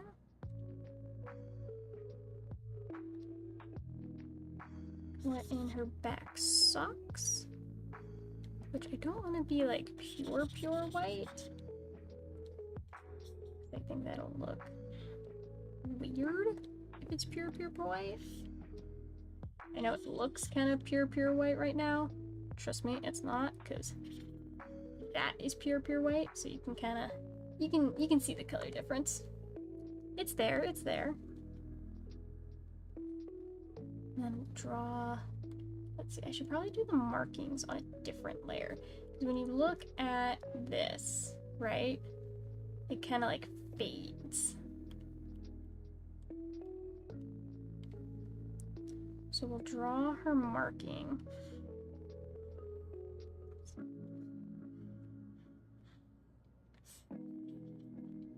Now we're gonna have to fade it out.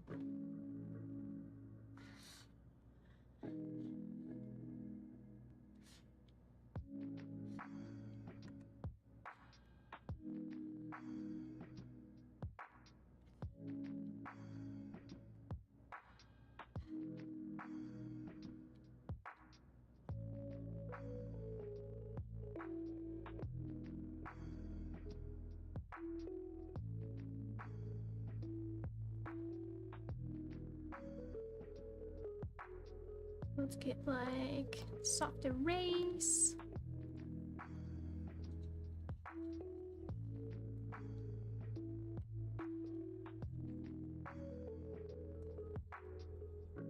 Fade out that marking there.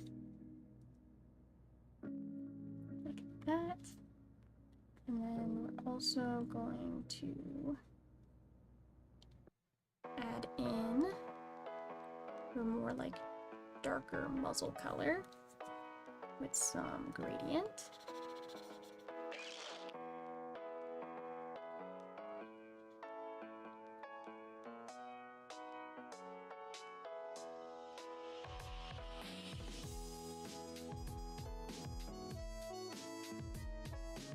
No, not the soft erase, the hard erase. Thank you.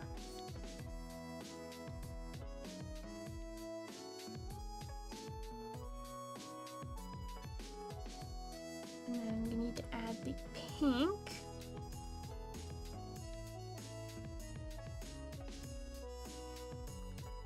On the top of all of this.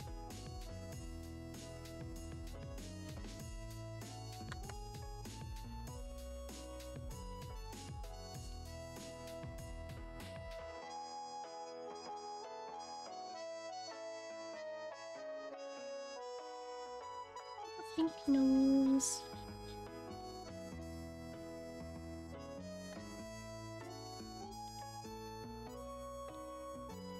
Do like a bit of a darker gray for the inside of the nose.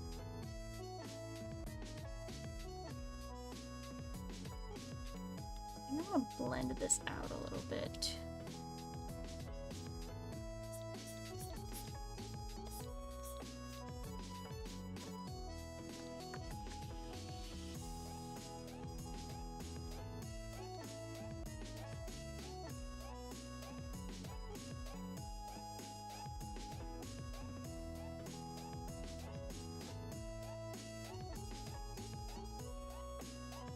That actually did not work how I wanted it to. Hold on. Here we go.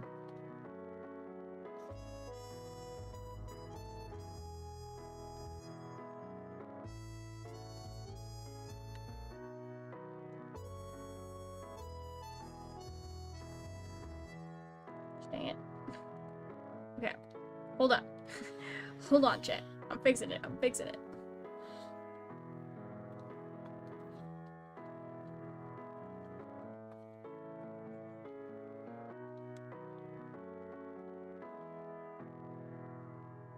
Yes.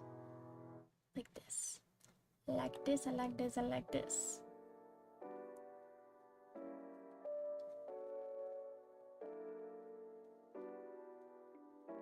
Okay, and then what I'll probably do is I'll add a little bit of variation.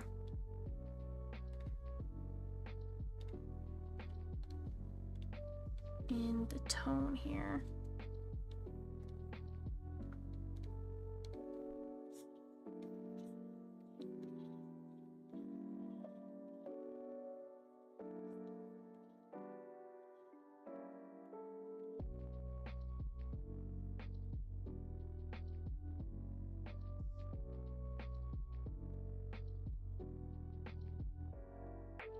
No, I gotta delete the I gotta delete the marking. It is not. There we go. That is not where you need to be. Can't be overlaid the hair. Like that is no. That's a no. That's a no. Gotta fix it.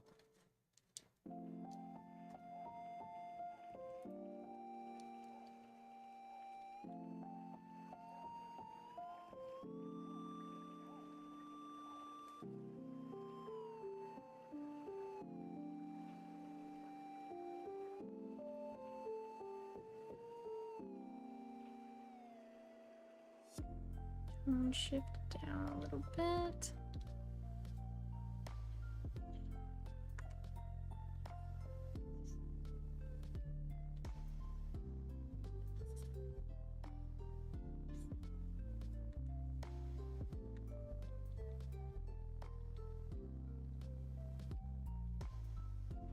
Like, I'm not going to fully render this piece by any means, chat. I'm just doing a wee bit of, you know, a wee bit of color contrast just to give some. Whoops, I need to select that little bit too. Nope, wrong layer. There we go. Just a wee bit of color contrast.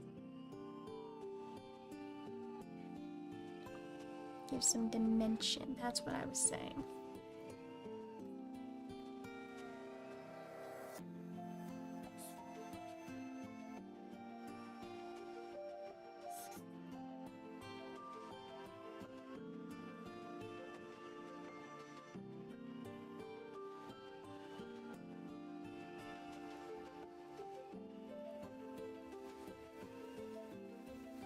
What? Where'd my drawing go? There it is. What happened?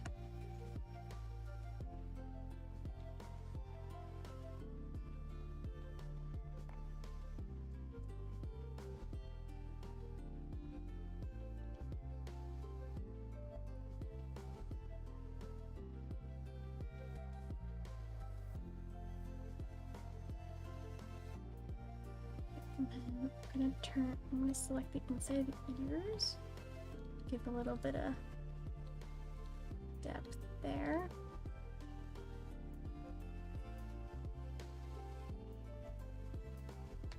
And I'm gonna also select the hooves.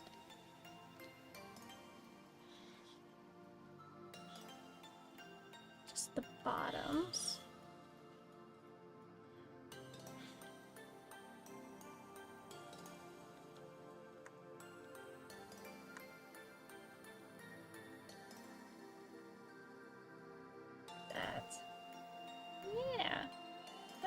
Good, that looks good. And then I'm also gonna select the hair piece here. Just a little bit of shading there.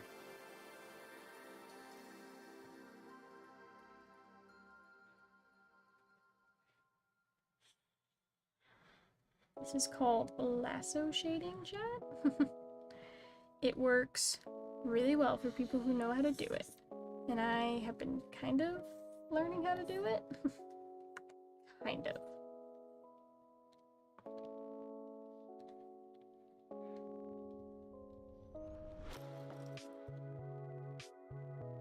slowly but surely kind of learning it.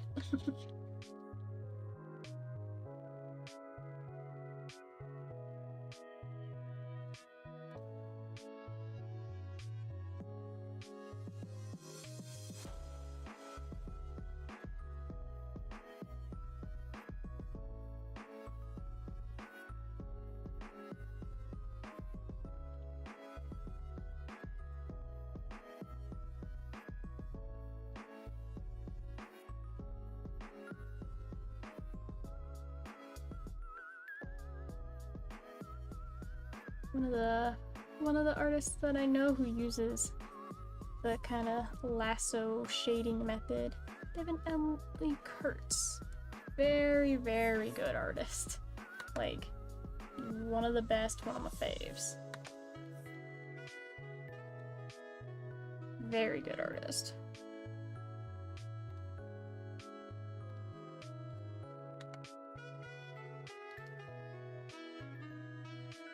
They execute the lasso shading way, way better than I do. So if you actually want a good, like, demonstration of it, go watch their videos.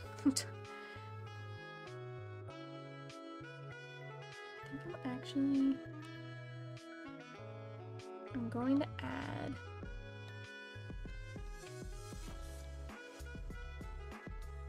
a little line here.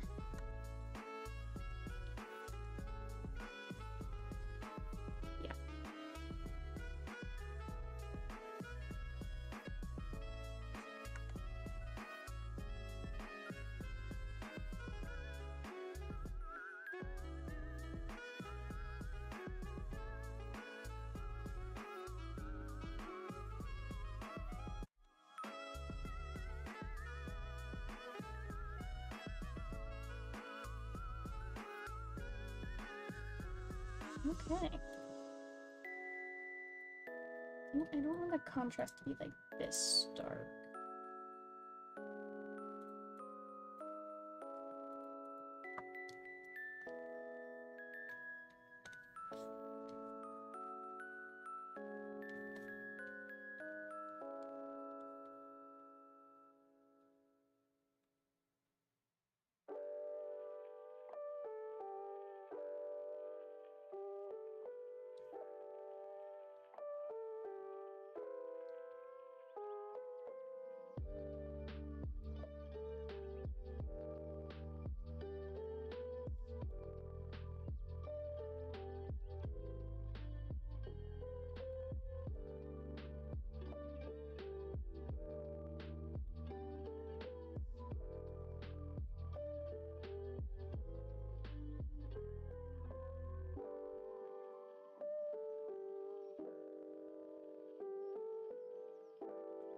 That looks way better than the black.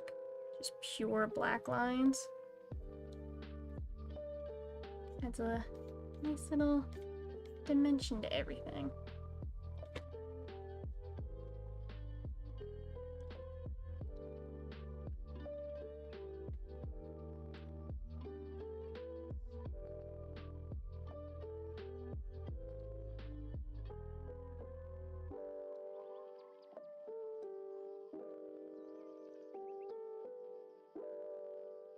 Crank the stabilization up a little bit.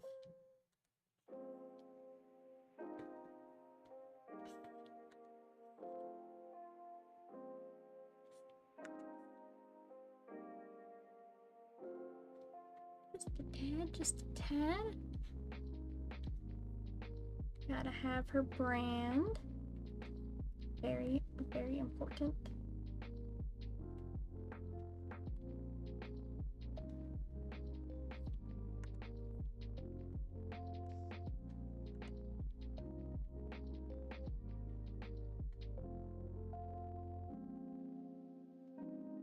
Okay, I think the coloring of her is done. Now I just have to do some background stuff.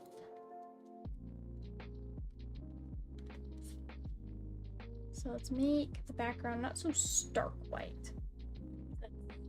Kind of a blinding white color right now. I also think what I'm gonna do, I'm gonna copy and paste the line art. I'm gonna thicken the line art around, not that thick. Just like a little thicker, bro. Just like a little bit.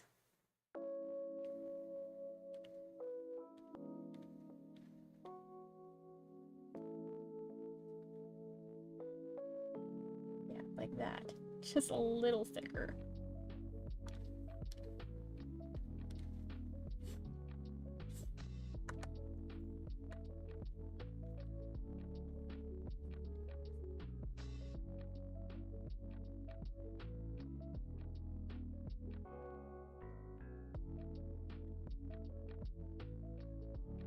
I like that a lot. I like that a lot. Okay, so now I want to do some grass. I'm gonna take this grass color because I like the color of it from the reference photo.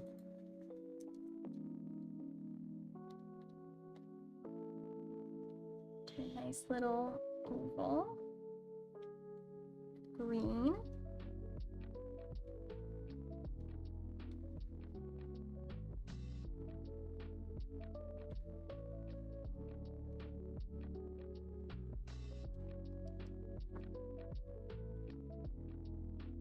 I think I might even do like a little bit of a gradient.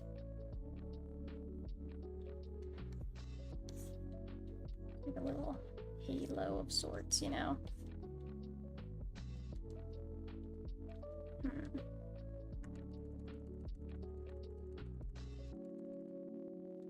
Whoa! Hold on. I hit the undo button too many times.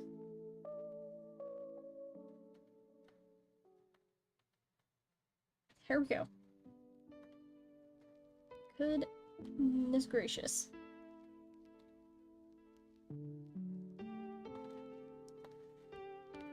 Went a little crazy, but we're fine. Fixed it.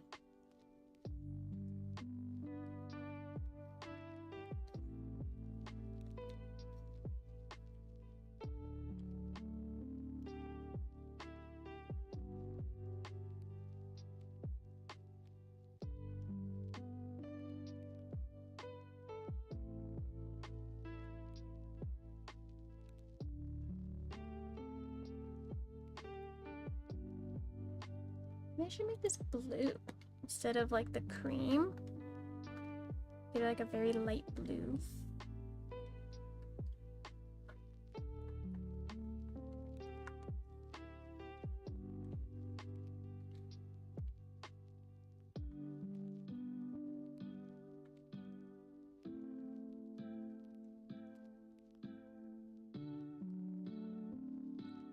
I think I'm gonna tweak the base layer here.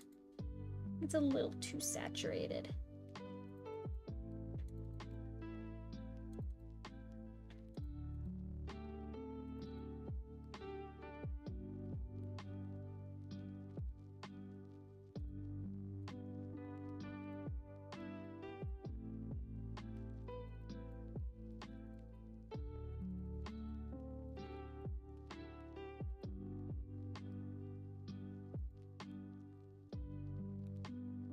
Something like this. A little nicer.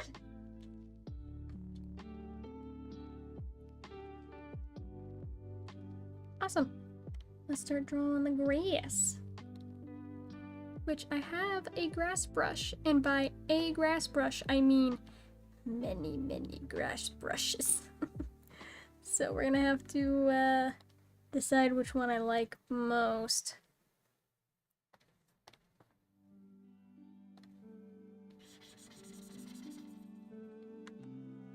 It's like, do I want to just do like, do I want to have the circle kind of be like very defined?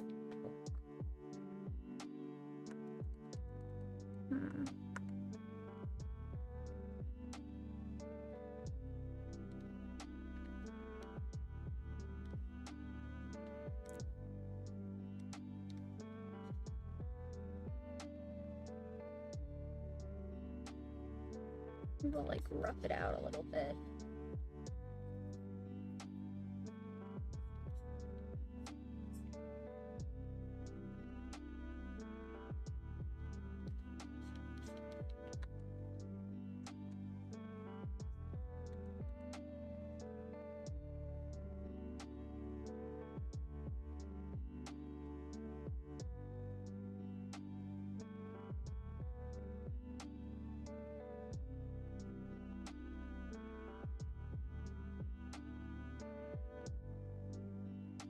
I kind of want to have like, I don't know, painterly feel.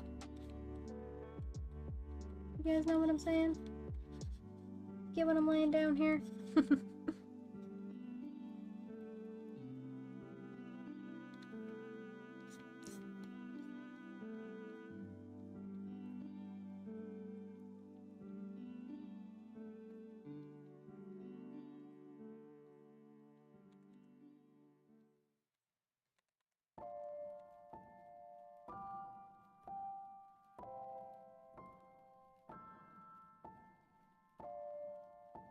I think that's a good base.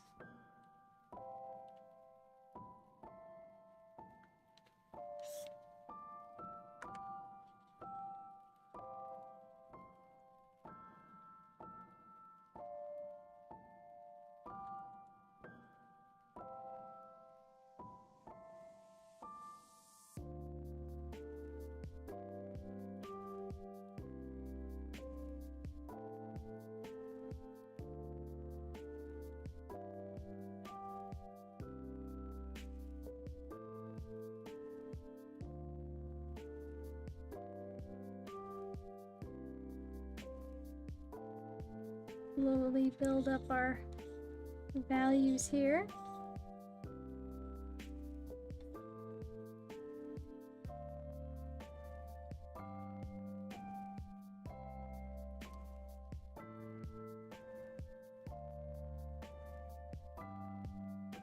And then I definitely want some grass to be in the front.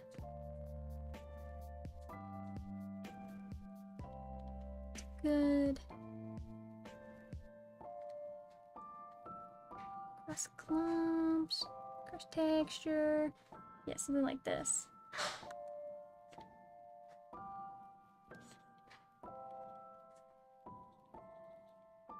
So it makes it look like she's actually laying down.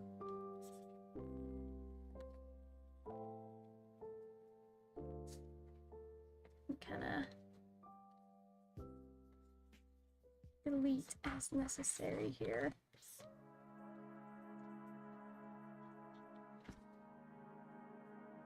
Packages.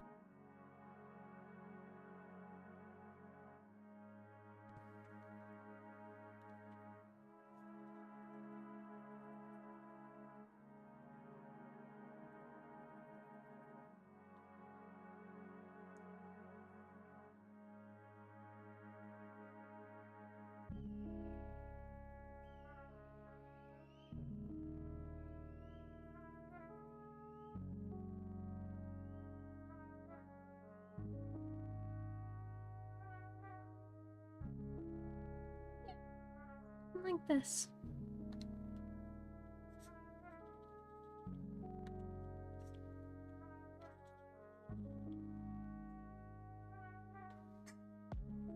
A little bit of grass texture back here.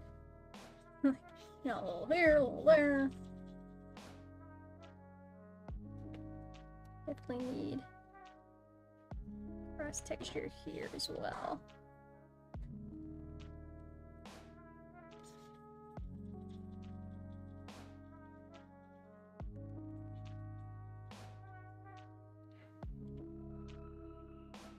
And the beauty of what we can do is you're like, oh man, the grass, it's not blended. Oh, wait, I can fix that with clipping layers. Isn't clipping layers fun, chat? God, I love clipping layers.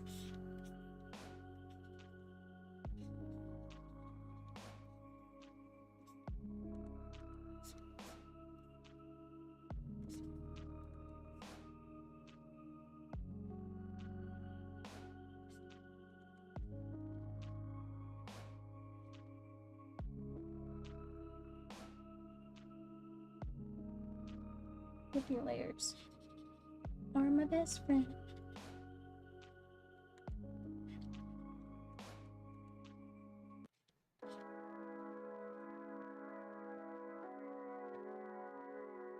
Okay, and then I would like to add like some wildflowers. I think that would look good. Also, maybe what we do for the background. Maybe do like kind of a slight gradient. It's like here. Nothing too crazy. Then maybe we add some like clouds in the background.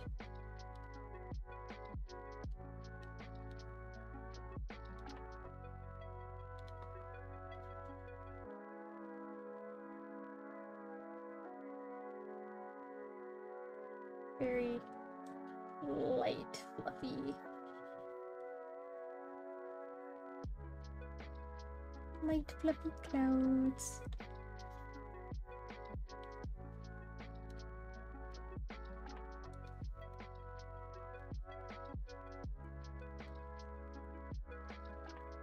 Nothing too noticeable, just enough.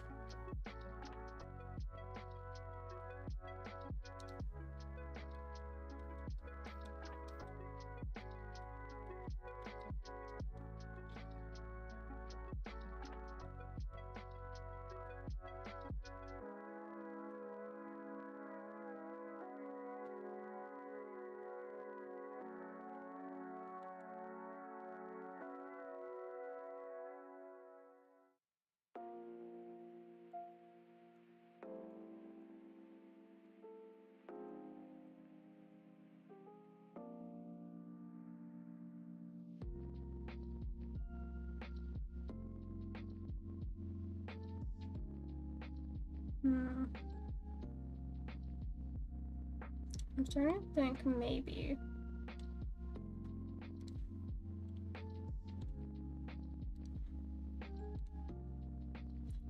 Yeah, just kind of do the whole grass.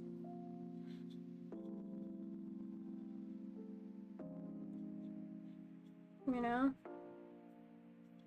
Something like this.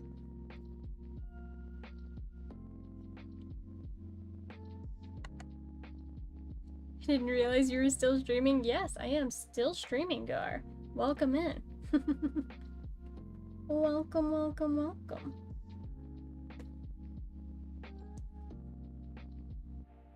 I'm doing good. Thank you for asking. Well, a little emotional, but you know, we're dealing. If you cannot tell by the title of the stream, this is a tribute drawing. One of the horses at the barn colicked this morning and unfortunately did not make it, so I'm doing a little tribute drawing for her to give to the barn owner. My little way of giving back, you know, because I mean there's not much to do, right? There's not much to say, except sorry for your loss, I guess. But at least this can be like something that she can have to remember Chimay by. So just doing a little tribute drawing.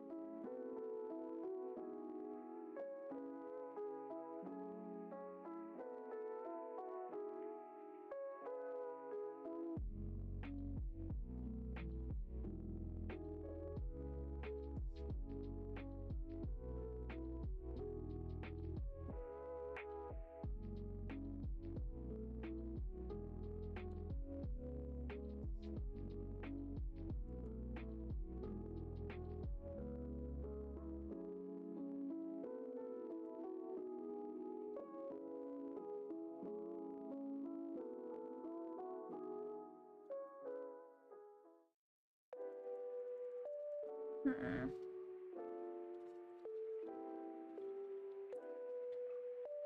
I is munching. What you munching on, Gar? What you munching? I am gonna be honest. I have eaten almost nothing but quesadillas the past like couple days, which it's a problem. I know. We don't have to talk about it, but I don't know. I've been on a quesadilla munch fest lately.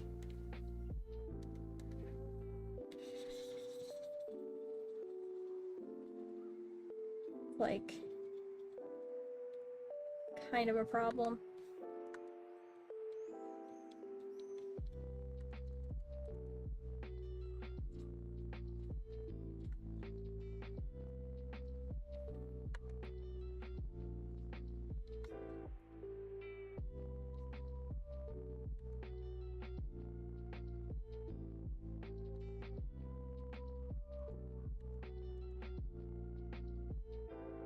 Why does this grass look so ugly now?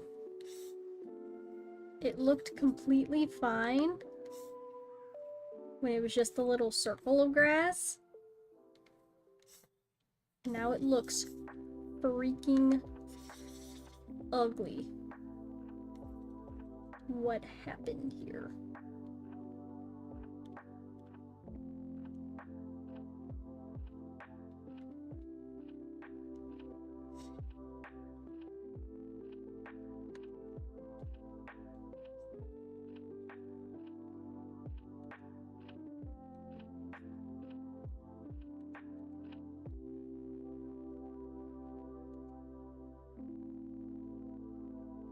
Potato wedges and chicken strips? Oh my god. I would kill for some potato wedges and chicken strips. Oh my god. Oh. Now I'm hungry. Now I'm hungry. Thank you. Thank you, Gar. Thanks. Thanks for that.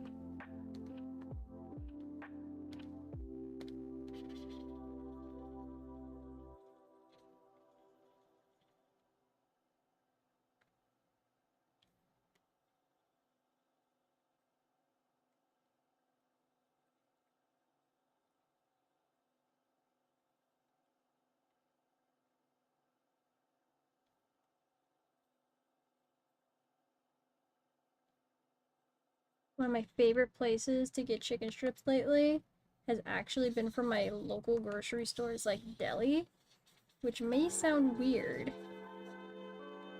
but like, it's actually freaking delicious.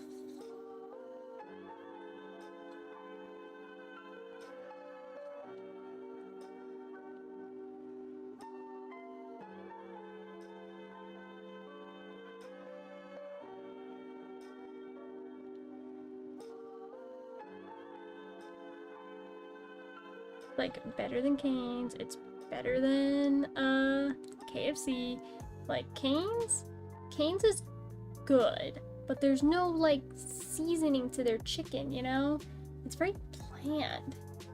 I don't like how bland their freaking food is.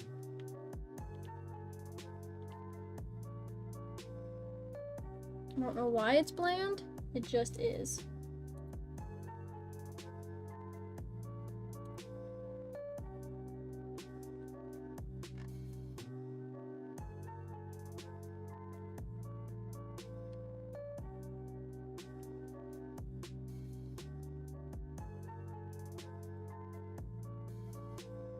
I would share if I could. Yeah, just send it in DMs. Just DM me some cheeky strips and tendies. It'll totally work, right? That's how the internet works. You can just send stuff over the internet. I think so. We still gaming later today? I don't think so. I have so much to get done today. Like, I got homework to do. I have a grant that I'm currently trying to apply for. I've been filling out the application for that. I don't think I'll have time today though, unfortunately. I wish I could. I have things to do.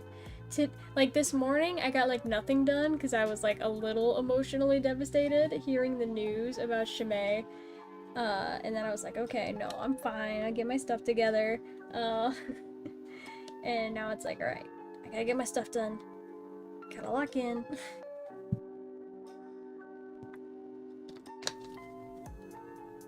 And yeah. How's schooling? Pretty good. Right now, I'm doing that professional development class, which I think has been going really good. It's been giving me a lot of insight on just like things that I should be doing. I don't know. It's been really good to have that insight. Because I never really had too much knowledge on anything concerning professional development in my career before. It's just not something I've had a lot of knowledge of. So now I can actually like learn stuff. It's kind of awesome.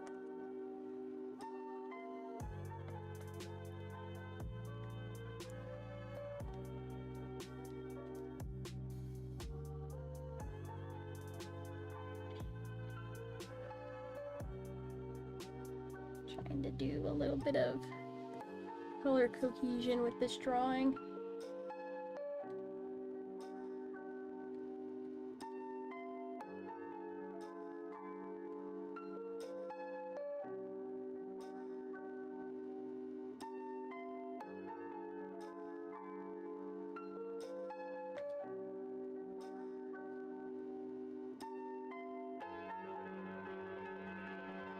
Where is my... There it is. It's like, where's my watermark? Where did my watermark tool go? I don't know. I found it eventually, though.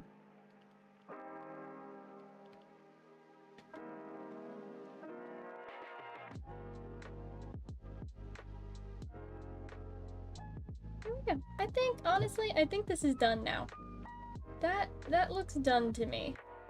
I think we did a very good job on this. Your friend, wish I could do more for you. Oh no, thank you, Gar, but I really am fine.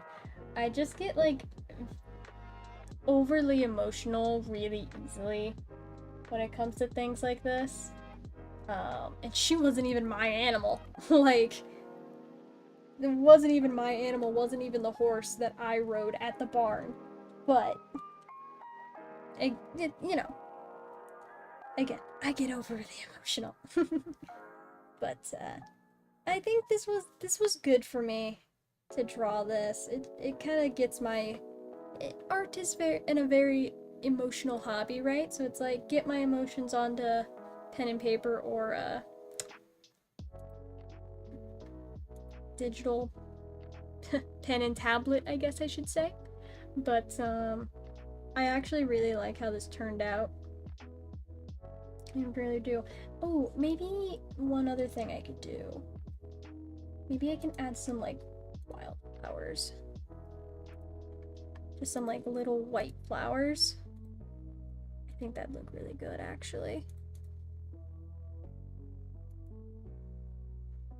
I know I have a wildflower brush.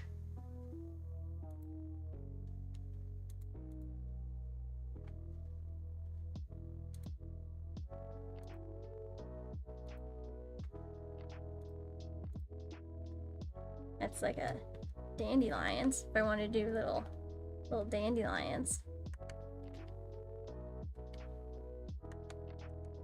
I don't really want dandelions though. Maybe flower stalks.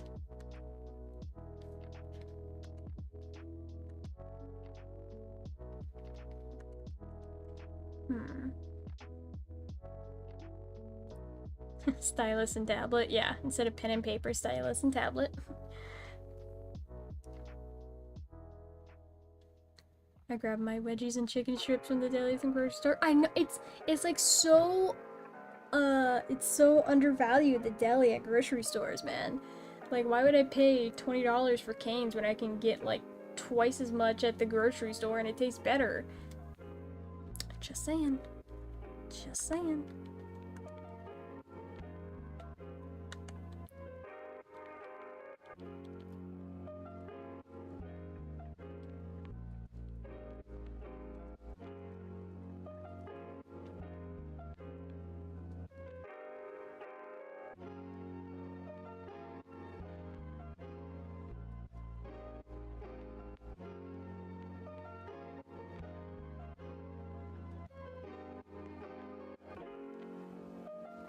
I have a lot of really good flower brushes now that I'm looking at it.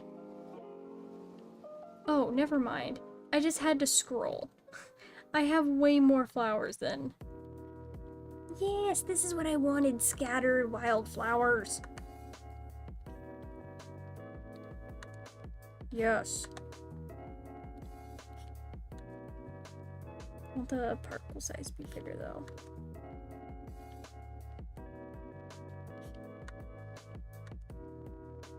Be like, make them smaller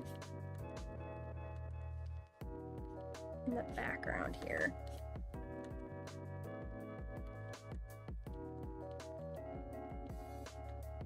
And then kind of gradually increase the size.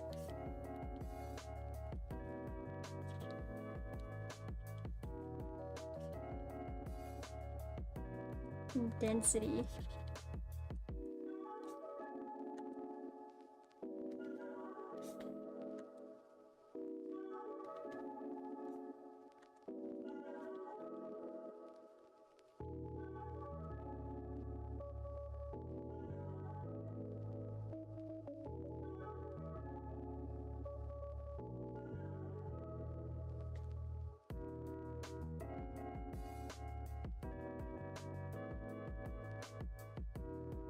I was rushing home thinking we'd be caving tonight. No, unfortunately not. I just like, I'm doing a little bit of a longer stream because I really want to finish this today. But I do have other things to do, unfortunately. So, do not have time for the gaming today. That is unfortunately how the cookie crumbles sometimes, right? Don't always have time.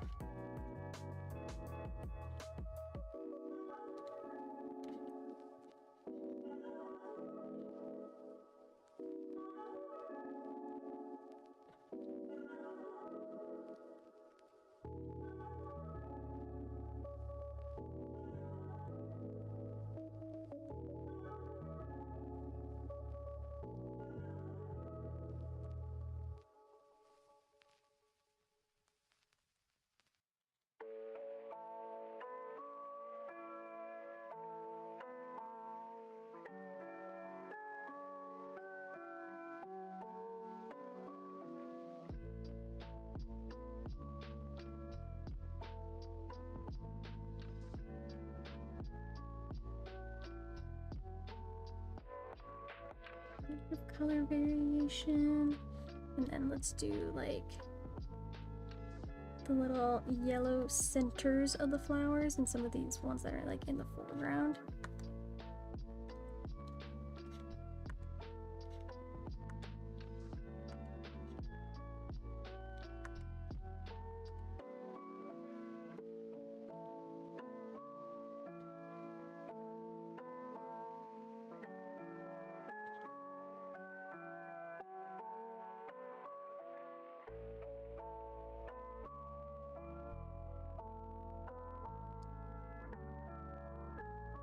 Add just a tad bit of detail. Nothing too crazy. Honestly, I don't want to do too much detail for these things. Flowers all look very samey. Yeah.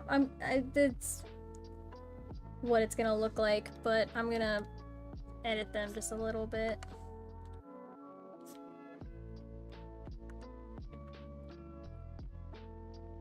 Get them all a little bit more dimension. I don't even know really what these kinds of flowers are supposed to be. I really don't. I really don't.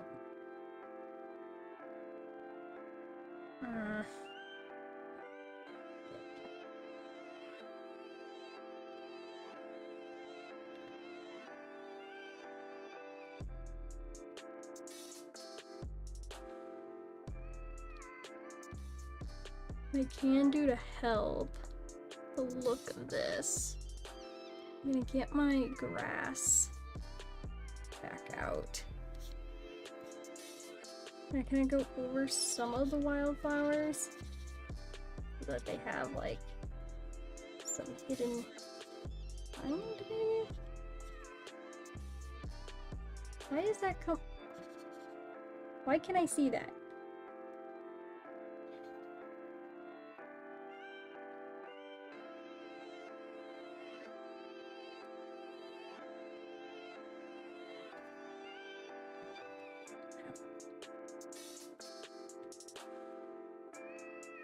Yeah, just doing a little bit of texture work.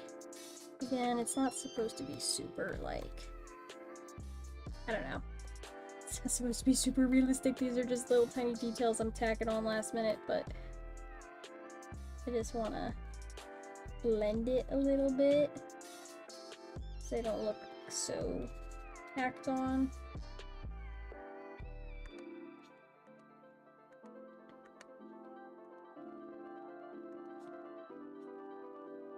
Blend it in with the grass.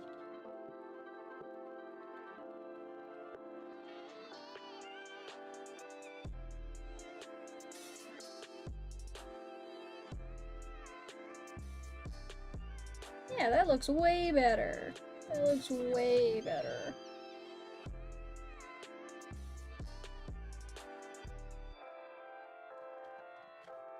I'm gonna leave this one though. I don't like that one there.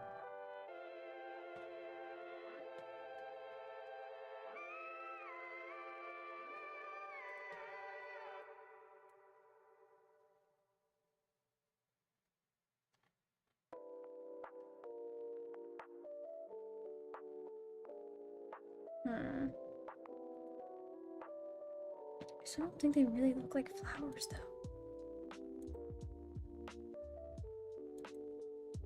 I should really watch Devin's tutorial about how they use their brushes better. Because they are really good at like making their artwork come to life in a way that I just don't.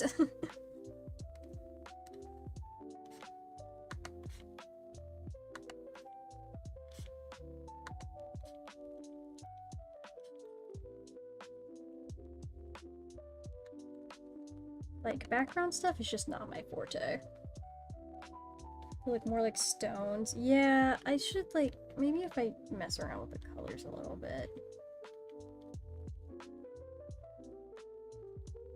You know, make them a little more,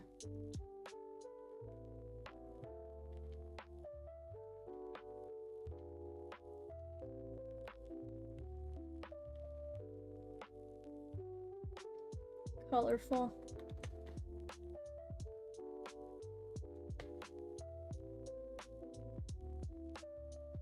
I don't think that really helps though. Helps a little bit.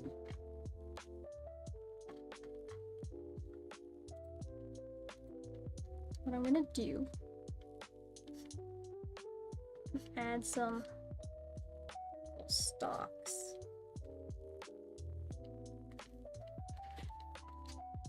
Like that.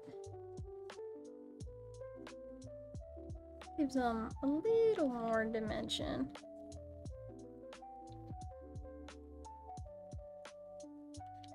This color I'm using is way too dark though.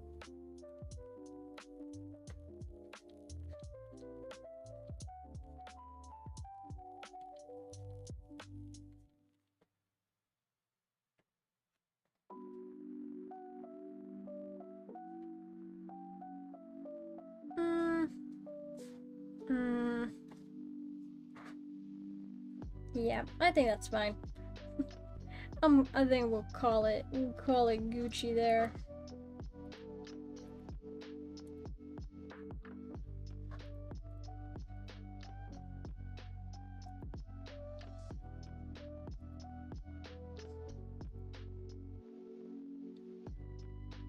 Just supposed to be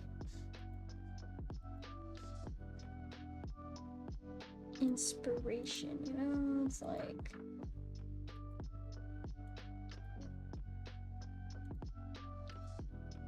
whatever. It's good enough. It's good enough. Alright, chat. I think I'm gonna end stream there. I'm saying F the flowers. Whatever. It's fine. It was an idea. I couldn't execute it, and I'm really, really hungry, so I'm gonna go eat dinner. And finish out the rest of my night. So, I hope you all have a good day, though. Have a good Wednesday night. And enjoy the rest of your week, and etc., etc.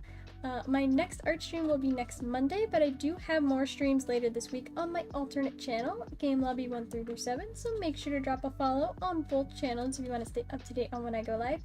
I also post when I go live on Discord, so make sure you're in that Discord to keep in the know for all things my content, etc.